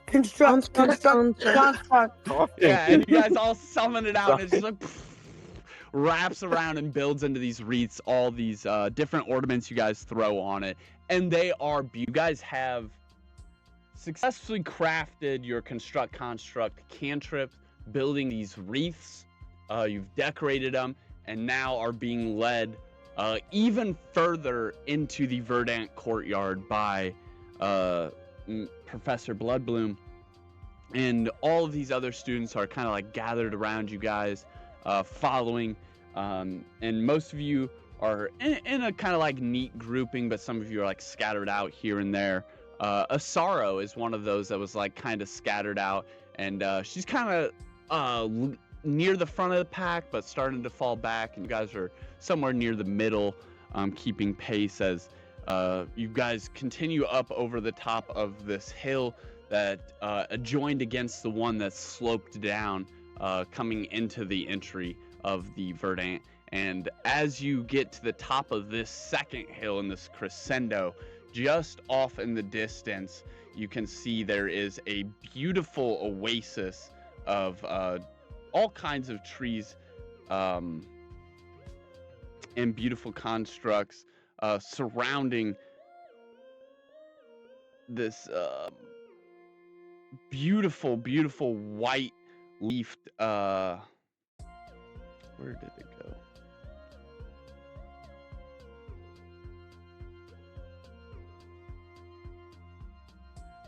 There it is. This beautiful white-leafed tree, surrounded by these constructs of stone and these gazebos grown with various different flowers and plants. And there it is. As it comes into closer view, you continue down this hill, sloping into this grotto that is almost surrounded. It almost seems dark in this place where there's so many trees, so much life blooming. The canopy has become so thick and enveloped, deep hidden in this oasis of the verdant courtyards that expands off into the distant horizon, wrapped in these beautiful flowers like those you have never seen. But very oddly, Schnur, these flowers remind you of home. As you get closer and closer, this giant white flowered tree that is just blooming with life and insects and butterflies, all kinds of creatures swarming around, living. It appears as if you were in the den of the deepest forest you could imagine. The shallow light leaking through the canopy above, shining brilliantly upon these white leaves. And you see that the darkened oak of this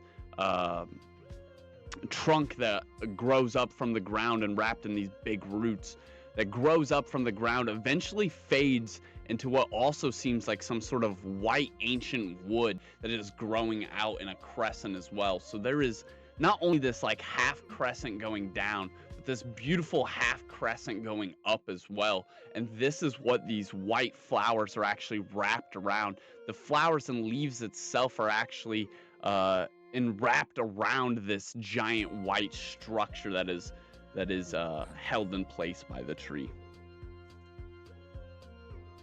And there it is. Wow, ain't that something? And Lyra continues to guide you guys. This way, everybody step up. Don't rush the tree. Take your time. Come as you need. And she starts by hanging hers up on the tree, and the contact with the tree, this magical glowing light, pure white of warmth and safety and invigorating strength shines from the tree, blessing your eyes. Like just seeing this light makes you feel stronger and invigorated. And just as this light like envelops a crescendo around the sides of this wreath that has now been placed on it, the light begins to fade and the wreath is smaller. It begins to wilt and shrink and wilt and shrink and wilt and shrink until it disappears entirely, being consumed by the tree. Many others step up one at a time, two at a time, kind of in various different places around this massive tree. 30 or so of you could go in a circle around this giant tree. But as Professor Lyra said, best to go one at a time or two at a time. Really give the tree time to take you in. And with that, many others have gone up and hung their wreaths and watched this enveloping, beautiful light cascade around them, capturing this moment in beautiful celestial light before the moment of consumption and enveloping all of this into the tree itself. Some wreaths fade within moments, the leaves curling inwards as the light dimming as if it was ashamed. Others remain untouched, frozen in their moment of giving. And one rests against the base of the massive ancient tree. It sits still but wilts slow. For a heartbeat, just one. The air shifts. You can smell roses and lilacs and tulips in the wind. And then there is no wind. The bark of the tree creaks. No voices speak, but everyone feels it. A silence, a heavy silence. And then a sorrow steps away, and the wreath is consumed. Would each of you like to step up and place your wreath? Yes, please. All right. Who's first? Open initiative. Let's say Schnur and Solaris. You guys are arm in arm and have been. You step up behind a sorrow who is there and take in this moment. Jimbo, you have your wreath as well, and I'm assuming you're still carrying Schnur, so you're there accompanying as well.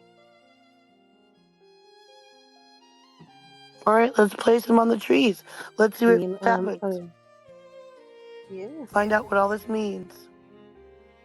As I place my wreath. All right, it glows with bright light, but Solaris, when you place yours down, this light, it is bright, but it's not quite white light. It is white, but it's with a hue of orange. All right. I wonder why mine's orange. Schnur, what's yours gonna do? I don't know. Let's find out. Let's. I'll put mine up there. As it rests against the tree, all of these white flowers, the petals of them that stretch out are white, but in the middle, the stem and the some of the petals that are like curled up, protecting this bud in the most central part of these flowers that are folded out. As you set yours down, that middle bud opens up on all the flowers simultaneously. These pinks, oranges, and neon blues, bright purple hues, much like all of these fairy flowers that you see all around the ground that reminds you so much of home. They all burst out of the middlemost stem and bud of the flower, erupting out in these beautiful petals, laying on top of the white flowers. This beautiful aurora of color works its way from the very place that she touches the wreath down out across the rest of these flowers. So now this beautiful aurora of cornucopia flowers lays on top of this white bed, on top of this white structure that is poked out in two different angles like a crescent moon held up by this ancient trunk. Wow. Yeah, quite beautiful indeed. And Jimbo, Yes, sir. you see this and you are caught up in the beauty, stepping forward in excitement to set yours against the tree. You accidentally step on one of the roots. You make contact with this ancient tree far before your wreath ever does. And then you don't trip or stumble or anything. It's just the simple act of touching the tree. And for a moment, that moment of hesitation elapses. And within this moment exists another moment entirely for an entire different entity other than yourself. You see through its eyes, only for a brief moment. Grass below your feet, soft fog setting off in the distance. Your head is low down to the ground as if you were just eating, and it rises up before the elevation rises, but the view shifts down and you see two long, glowing, shimmering legs coated in this veil, much like the stag you once seen in the meadow. And then it ends, and you're back getting ready to set your wreath against the tree, and you may proceed as you like.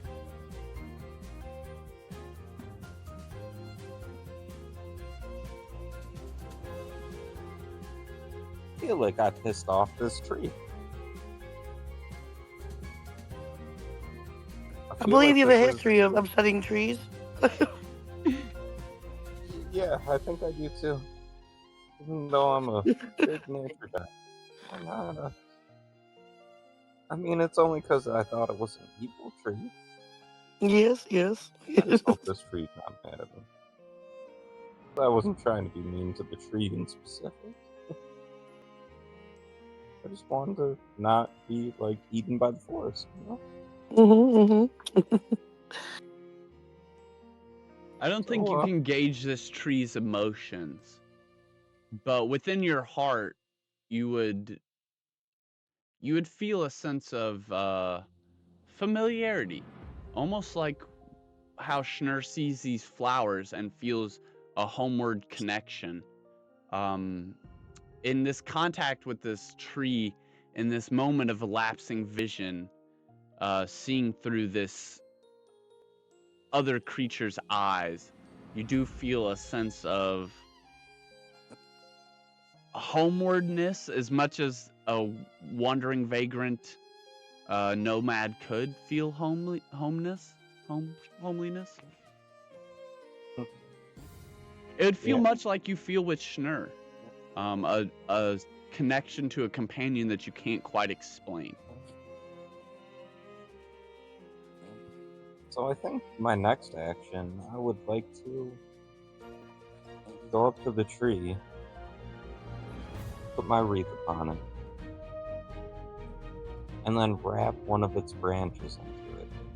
Not tearing the branch off, but connecting it to the tree. And you run your hand along one of these branches. There are many it doesn't have branches like you would think. The trunk of this tree wraps up like vines, supporting this big white and vagrantly pale spikes that are in a crescent moon shape, and the rest of it is like a vine type plant that has these flowers on it, and that vine is secured itself to the topmost part, the pinnacle, the peak and top crescent of this moon. Much like in that picture, there's not like branches like you would think. You could grab one of these vines and kind of like untangle it and wrap it around the wreath, though. Most definitely. I mean, as you do. Sorry, what? That's what I would like to do. Yeah, absolutely. They are on there very secure, but as you grab, it's almost as if the tree has give to it. Much like the very air around you feels just malleable by your presence as you walk through it. As you grab a hold of it, it moves and bends and entangles around this wreath that you have placed against it, shining with a beautiful, vibrant white light, much like the others. And this beautiful white light is captivated only for moments before the wreath begins to shrink and shrink and shrink, before disappearing and consumed entirely by the tree, much like the other wreaths.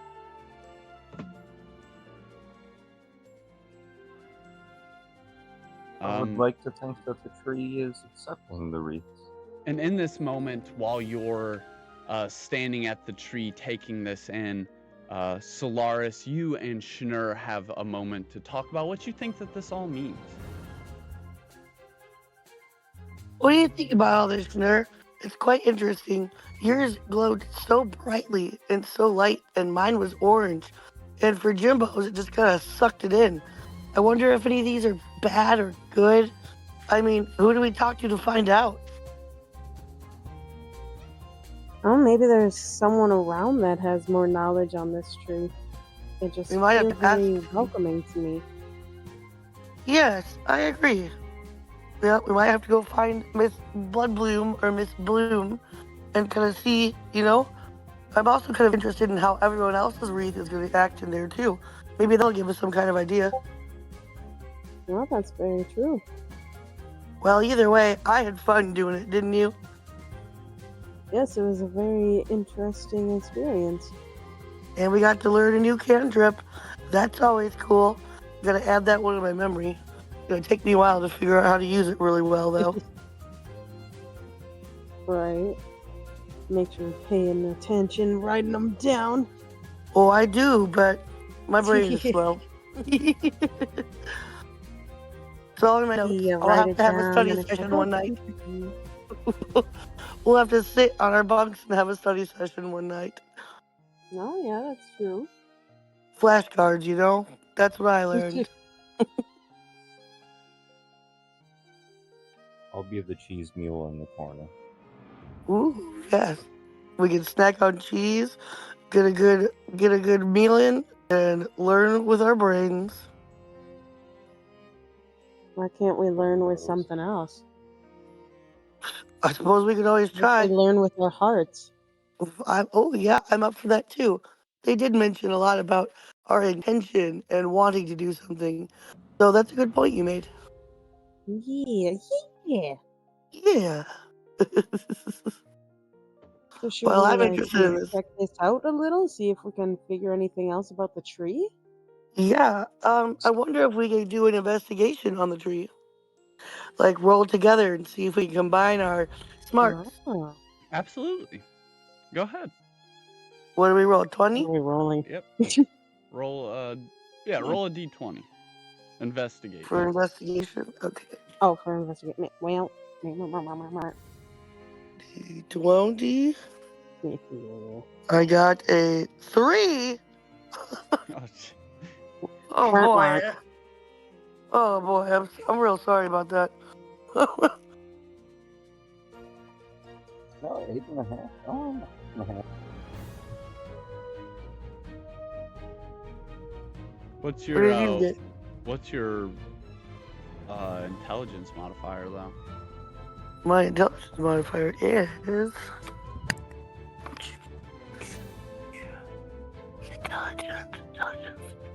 -1. Oh no, so that's a 2. Oh no. Oh dang. Mine is +1. Okay, so 17 plus 2 is a 19. I will say it's a pretty mystic tree, pretty hidden. We're gonna give it a DC +8. It's definitely hard to decipher, but we're gonna roll for it and see what we land on. You guys have a 19, so -8. You're hoping for an 11 or lower. I 19 roll like a D4 for emotional support. pretty solid. Yeah, absolutely. Oh, hell yeah. Yeah, you're there. You're in this moment. Absolutely. Emotional Hey, support. That's cool. That's okay. So I'm your cheerleader now. Hell yeah, let's get it. Woo. All right. So that brings it to a 21. Still only a +8. So let's see. See how forgiving it Wonk, is. wonk. Yeah, that's a womp womp. It's gonna be a 22. Just one shy. I'd say you could get an approximate guess as to this tree's meaning. It feels like it goes much deeper than just symbolism, though. You feel like there's some ancient mystery rooted here. But for the meaning of this tree, it feels like some magic is taking away the burdens of your past. When placing these wreaths, you feel lifted of failures, regrets. Much like Asaro said in the beginning, anything that feels undone in your past is to be let go. You're giving up the past, you're giving up the future, and here you're taking control of the moment. And so, yeah, it feels very much like that part of it that she was mentioning where you're letting go of the past. You're feeling unburdened by any stake unclaimed or by anything left behind. And yeah, that's about as much as you guys could discern about it. It feels very heavily connected to you two moon folk. Obviously, it's a giant moon tree. Something feels very ancestrally connected to it. Yeah. Lyra Bloodbloom is still there. You guys could ask her any questions you have that you aren't able to discern on your own. Sorrow is still there, and while you guys are looking around, doing whatever your next step is, Jimbo, out the corner of your eye, just off in the tree line, you see a very familiar silhouette, kind of like peeking and nosing around. It's Bramble Ironroot, kind of like he's a big guy. It's hard for him to hide, but he's like looking through bushes and shit, and like kind of like just almost it looks like he's scurrying for as big as he is. He's like kind of looking around, poking his head in the bush, popping his head out, scurrying behind a tree, looking around. Look at a little shady, honestly. Look at a little shady. I want to know what he's up to. But before that, I really want to take a look around. Who all of these people putting these goddamn wreaths on this tree? I want to know what ethnicity they are, I guess. There Like, is what race or a what variety. There is elflings, humans. There is the lady. We didn't catch her name, but the lady that walked in with one of the other groups in the hallway, where we kind of got to see some of the other groups converging, when they were going to their dormitories or to wherever they were taken. We saw the girl who had like all those bandages on her back and these big bundles of feathers sticking out from between them. She's here. There's elflings.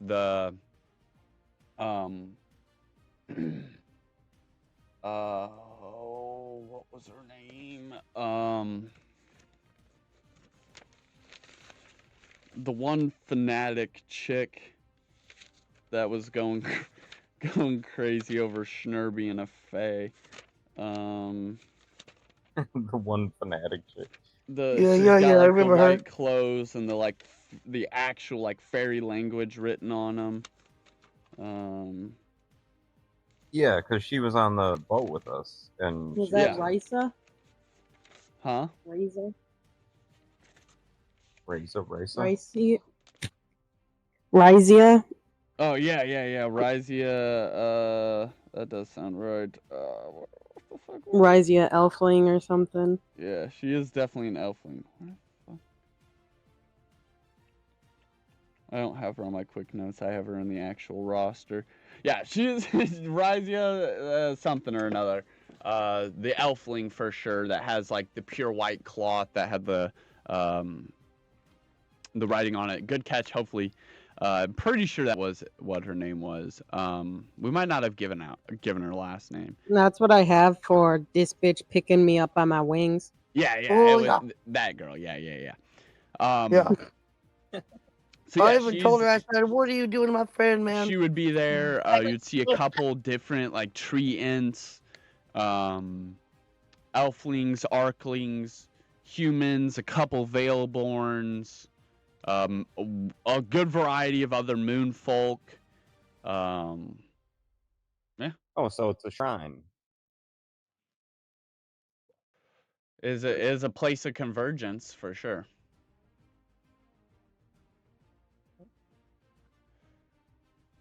It's not made to anyone or anything in particularly, even though it looks exactly like the moon.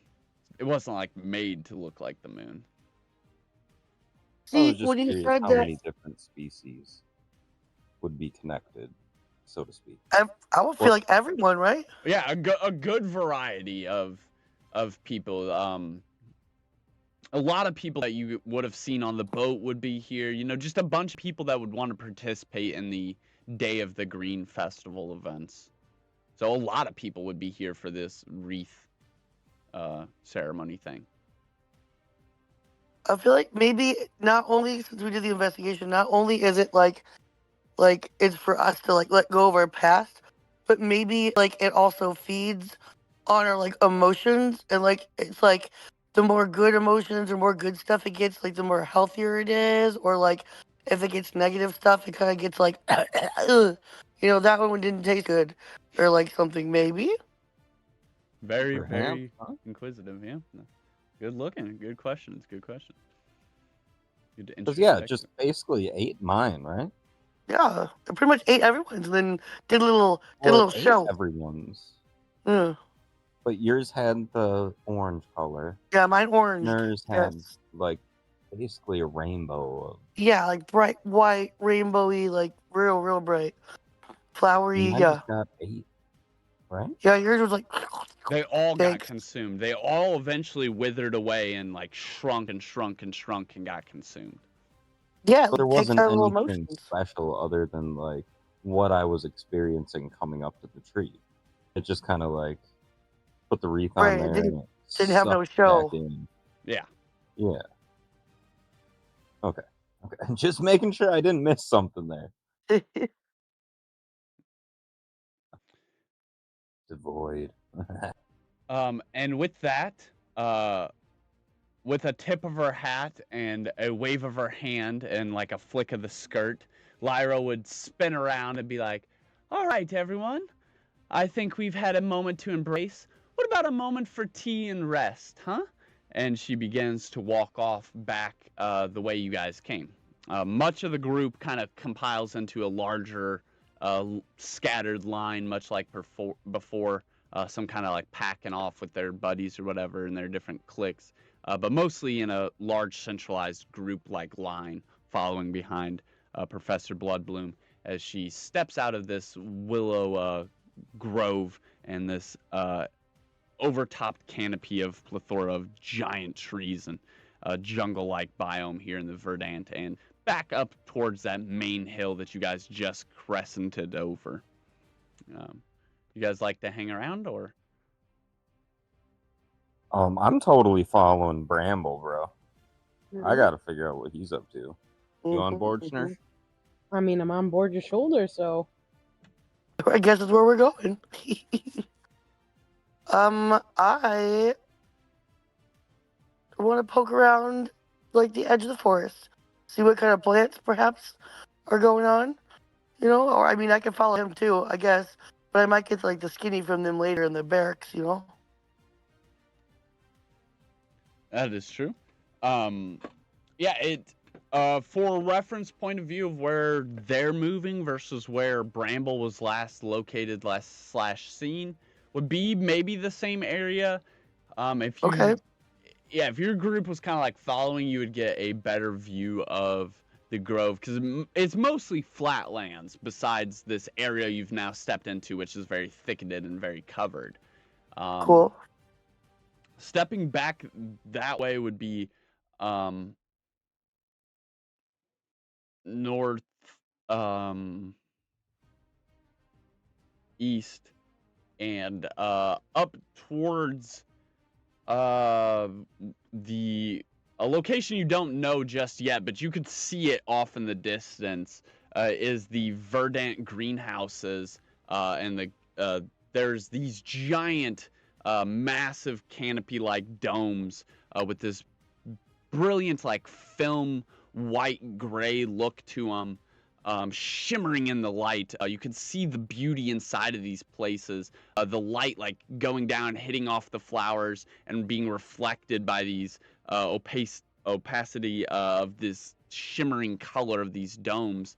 And almost kind of like copying the light inside. I mean, they're just beautiful, even from the outside. Bright pinks and oranges and greens and all kinds of different colors appear on the opaqueness of these dome panels. Um, as you step closer and further from the thicket along this trailing hill, you are getting farther and farther away from the pack, but they are kind of going a similar northern direction. Go ahead and take an investigation check. Okay. So to say otherwise, I guess I'd like to also sort of be following them, but I want to like touch everything and poke stuff and like be following them, but they'd be like messing around and all the little things I can see. All right. All right, I got 19 Minus and 1. my minus 1. So Okay, that's an so 18. 18. And then Um, my investigation, yeah. assist rolls from Schnur or Jimbo? Do you want us to roll the same thing? Yeah. Okay. We just wanted to make sure. Yep. Nope. All good. Investigation. Yeah. Oof. And people- Woof. Everything helps. Everything helps. Sweet, sweet, good. Oh, sweet, cool. Stack them. All right. Oh, y'all.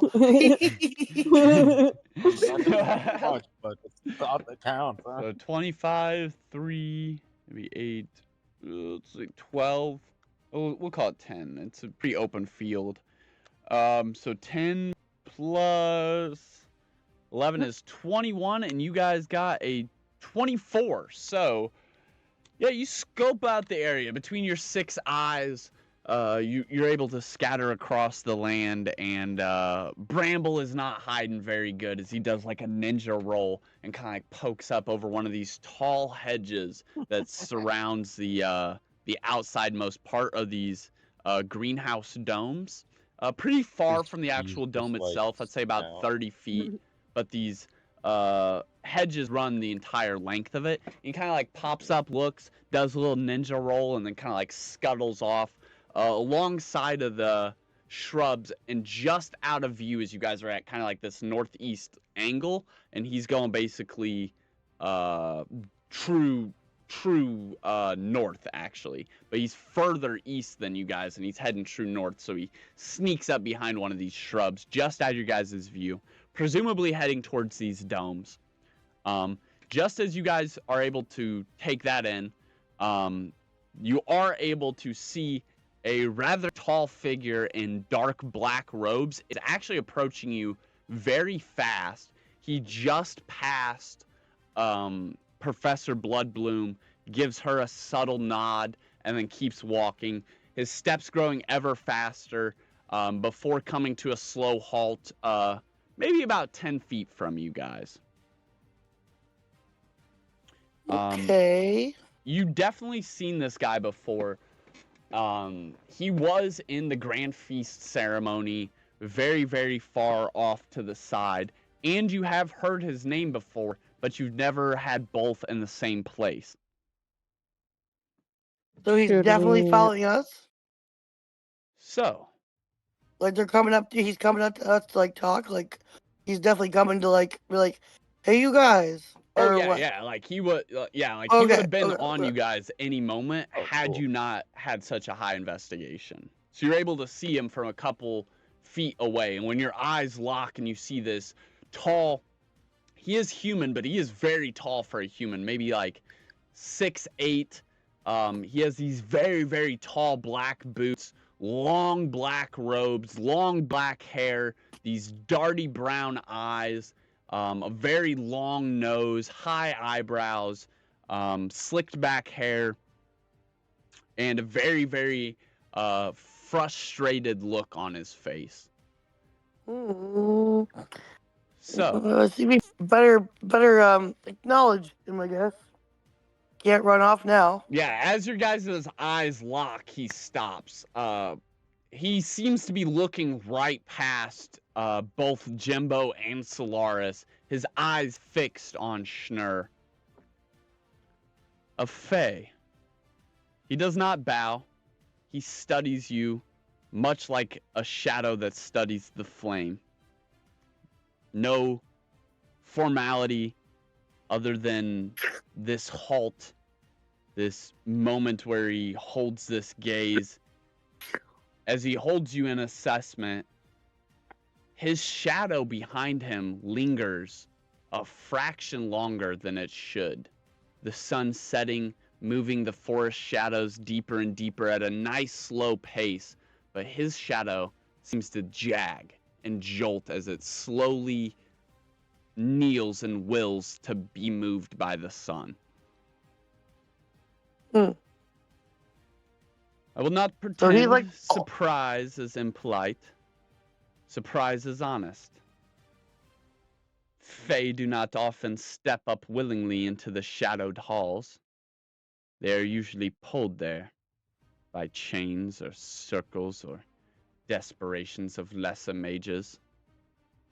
He folds his hands behind his back, leaning just a bit forward. I am Professor Varian Thornshade.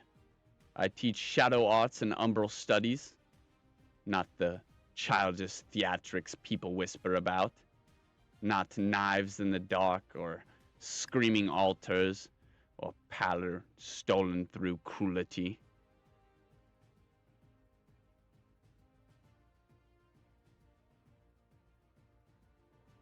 So he's like, hello there.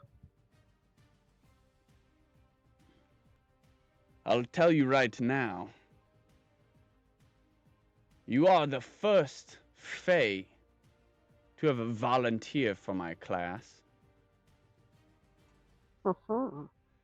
My classroom is not about discipline. It is not about evil, though shadows can be.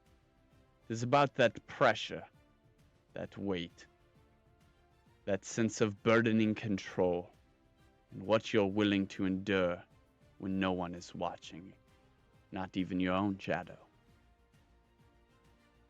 His eyes, once this rapid, jagged, almost matching his shadow, grow sole and still on you, Schnur. And you should know, before you ever sit in one of my lectures, many who call themselves dark wizards believe shadows grow strongest when the light is destroyed. They hunt Fae. They bleed dry creatures of joy, laughter, love, thinking it sharpens their spells. A quiet, controlled anger slips through his lips.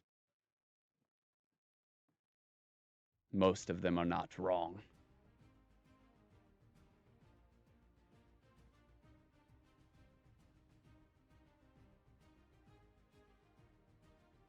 So are you like gonna dissect me in class? Well, you're lucky I am not a dark wizard. As I mentioned, my class is not about discipline. I will not teach you any spells. I will teach you how to defend yourself against the strongest of darknesses. My class is about being secure in what you already are. If I were a dark wizard, my hubris of that would invoke maybe dissecting fairies like other dark wizards to gain a temporary power. But no, I teach solemn control in one's own self. If you're looking for a quick pursuit to power, my class is not for you. Though I am enamored by the idea of having a Fae to teach. It just seemed like it could be interesting. I think you'll like me if you get used to me. There's a brief pause. You can noticeably tell you have disrupted his controlled line of thoughts, his shadow behind him jagging ever more violently. A slow pause before he comes to terms with it, and his brain looks synced again, sharp in his eyes. The ones who sacrifice Fae are not powerful. They are afraid. And fear is the weakest fuel imaginable. I agree. I think I will enjoy having you in our class. A moment of clarity for the others, perhaps. Show them the harm that dark magic can truly do. After all, look what it did to your people.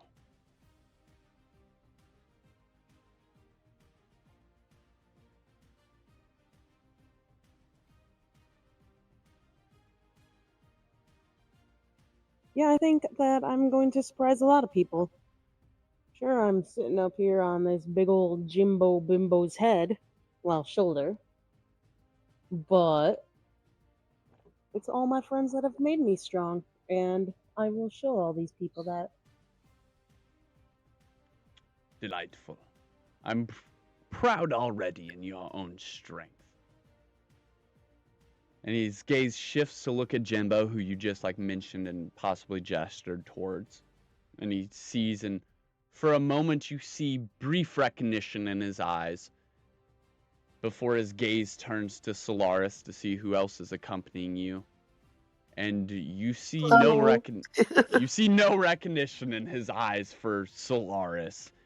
Pity, maybe even disgust, as his eyes don't even lock with yours. He sees that ring perched upon your finger, and it's almost a noticeable pain in his chest. Oh. What are you so interested in my ring for? Your face kind of got real funny there, mister. That ring has history. Old Ooh, like what? promises cling to metal longer than flesh. Interesting. But you should know that better than anyone. Are you not the sneak's daughter? I recognize the echo. Ooh. Okay, now, sir, you must elaborate because I'm here to find stuff out myself. And you just told me something I didn't know before. Your father was clever. Too clever. Always slipping between light and shadow, convinced he could walk the line without any cost. His voice lowers, weakened, almost to a whimper. We all believed. It strengthens again. Hoped he would choose differently in the end. He did not. Now, what did you call him again? The sneak. Oh, okay. Well, thanks for the information. I'll keep it in mind, but so far I'm just here still learning. I don't have any kind of, like, um, oh gosh, what do you call it? Family Alternate bond. reason for being here. So, don't hate me before you know me. His back straightens, acknowledging your words, but a sense of authority resets on his eyebrows, a reconstituted look upon his face. And as you learn, you will. Do not confuse your father's failure with destiny, but do not ignore it either. And he looks back at Schnur. I hope none of you hide from who you are. I hope none of you are afraid either. Because the darkness has begun looking back. And I choose to look forward, seeing whether you will make a difference. Welcome to Mistvale, the lot of you. And with that, his cape swishes and his robes wrinkle, and he steps away just as briskly and quickly as he was stepping up. See you in class! Yes. And then he quickly disappears. After these moments of conversation have elapsed, the crowd that was following Mrs. Bloodbloom have passed over the hill and crescendoed back down the other side. And you guys are alone in this clearing.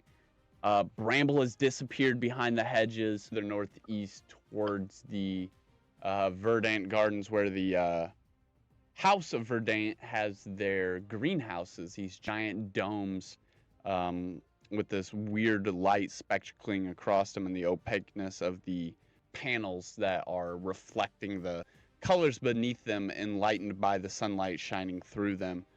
And this giant, glorious courtyard is just in the distance in between you and that very greenhouse.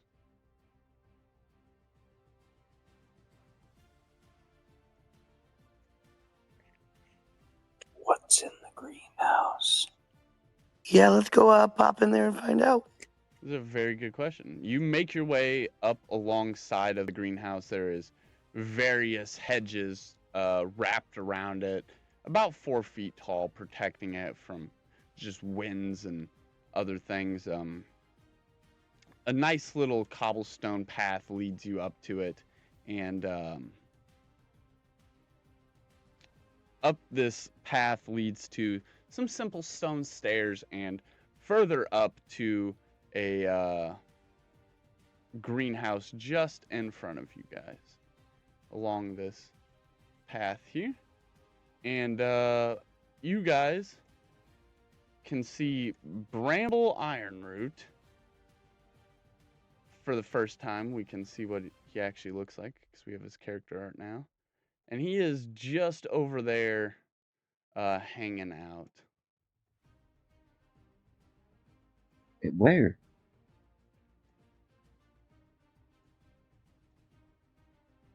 Tripping. Is he actually there? Oh, he's over there? Is he actually there? He's a teleporting. Yeah, he's right up over there by the corner. Is he appearing on your guys? Like, we can't see him yet, right? You're just saying where he's at? Oh, yeah. Hopefully you should. No, you should be able to see him Oh. at any moment's No. notice. No. Oh. Should be on the. Wait, what? Where's this man at? Can you refresh real quick, maybe? I don't know what the fuck. I might need to refresh. Maybe.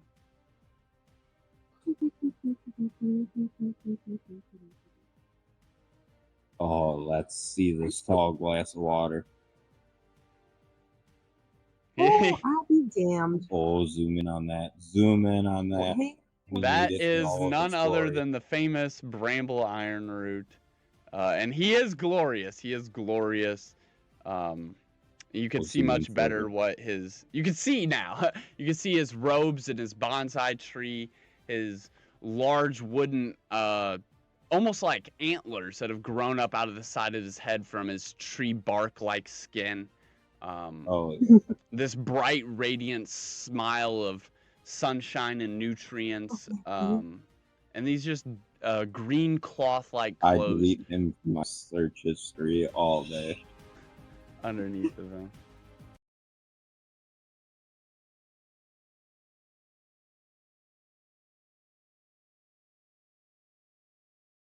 And that's where we're gonna leave it on this episode of Spells and Scepters.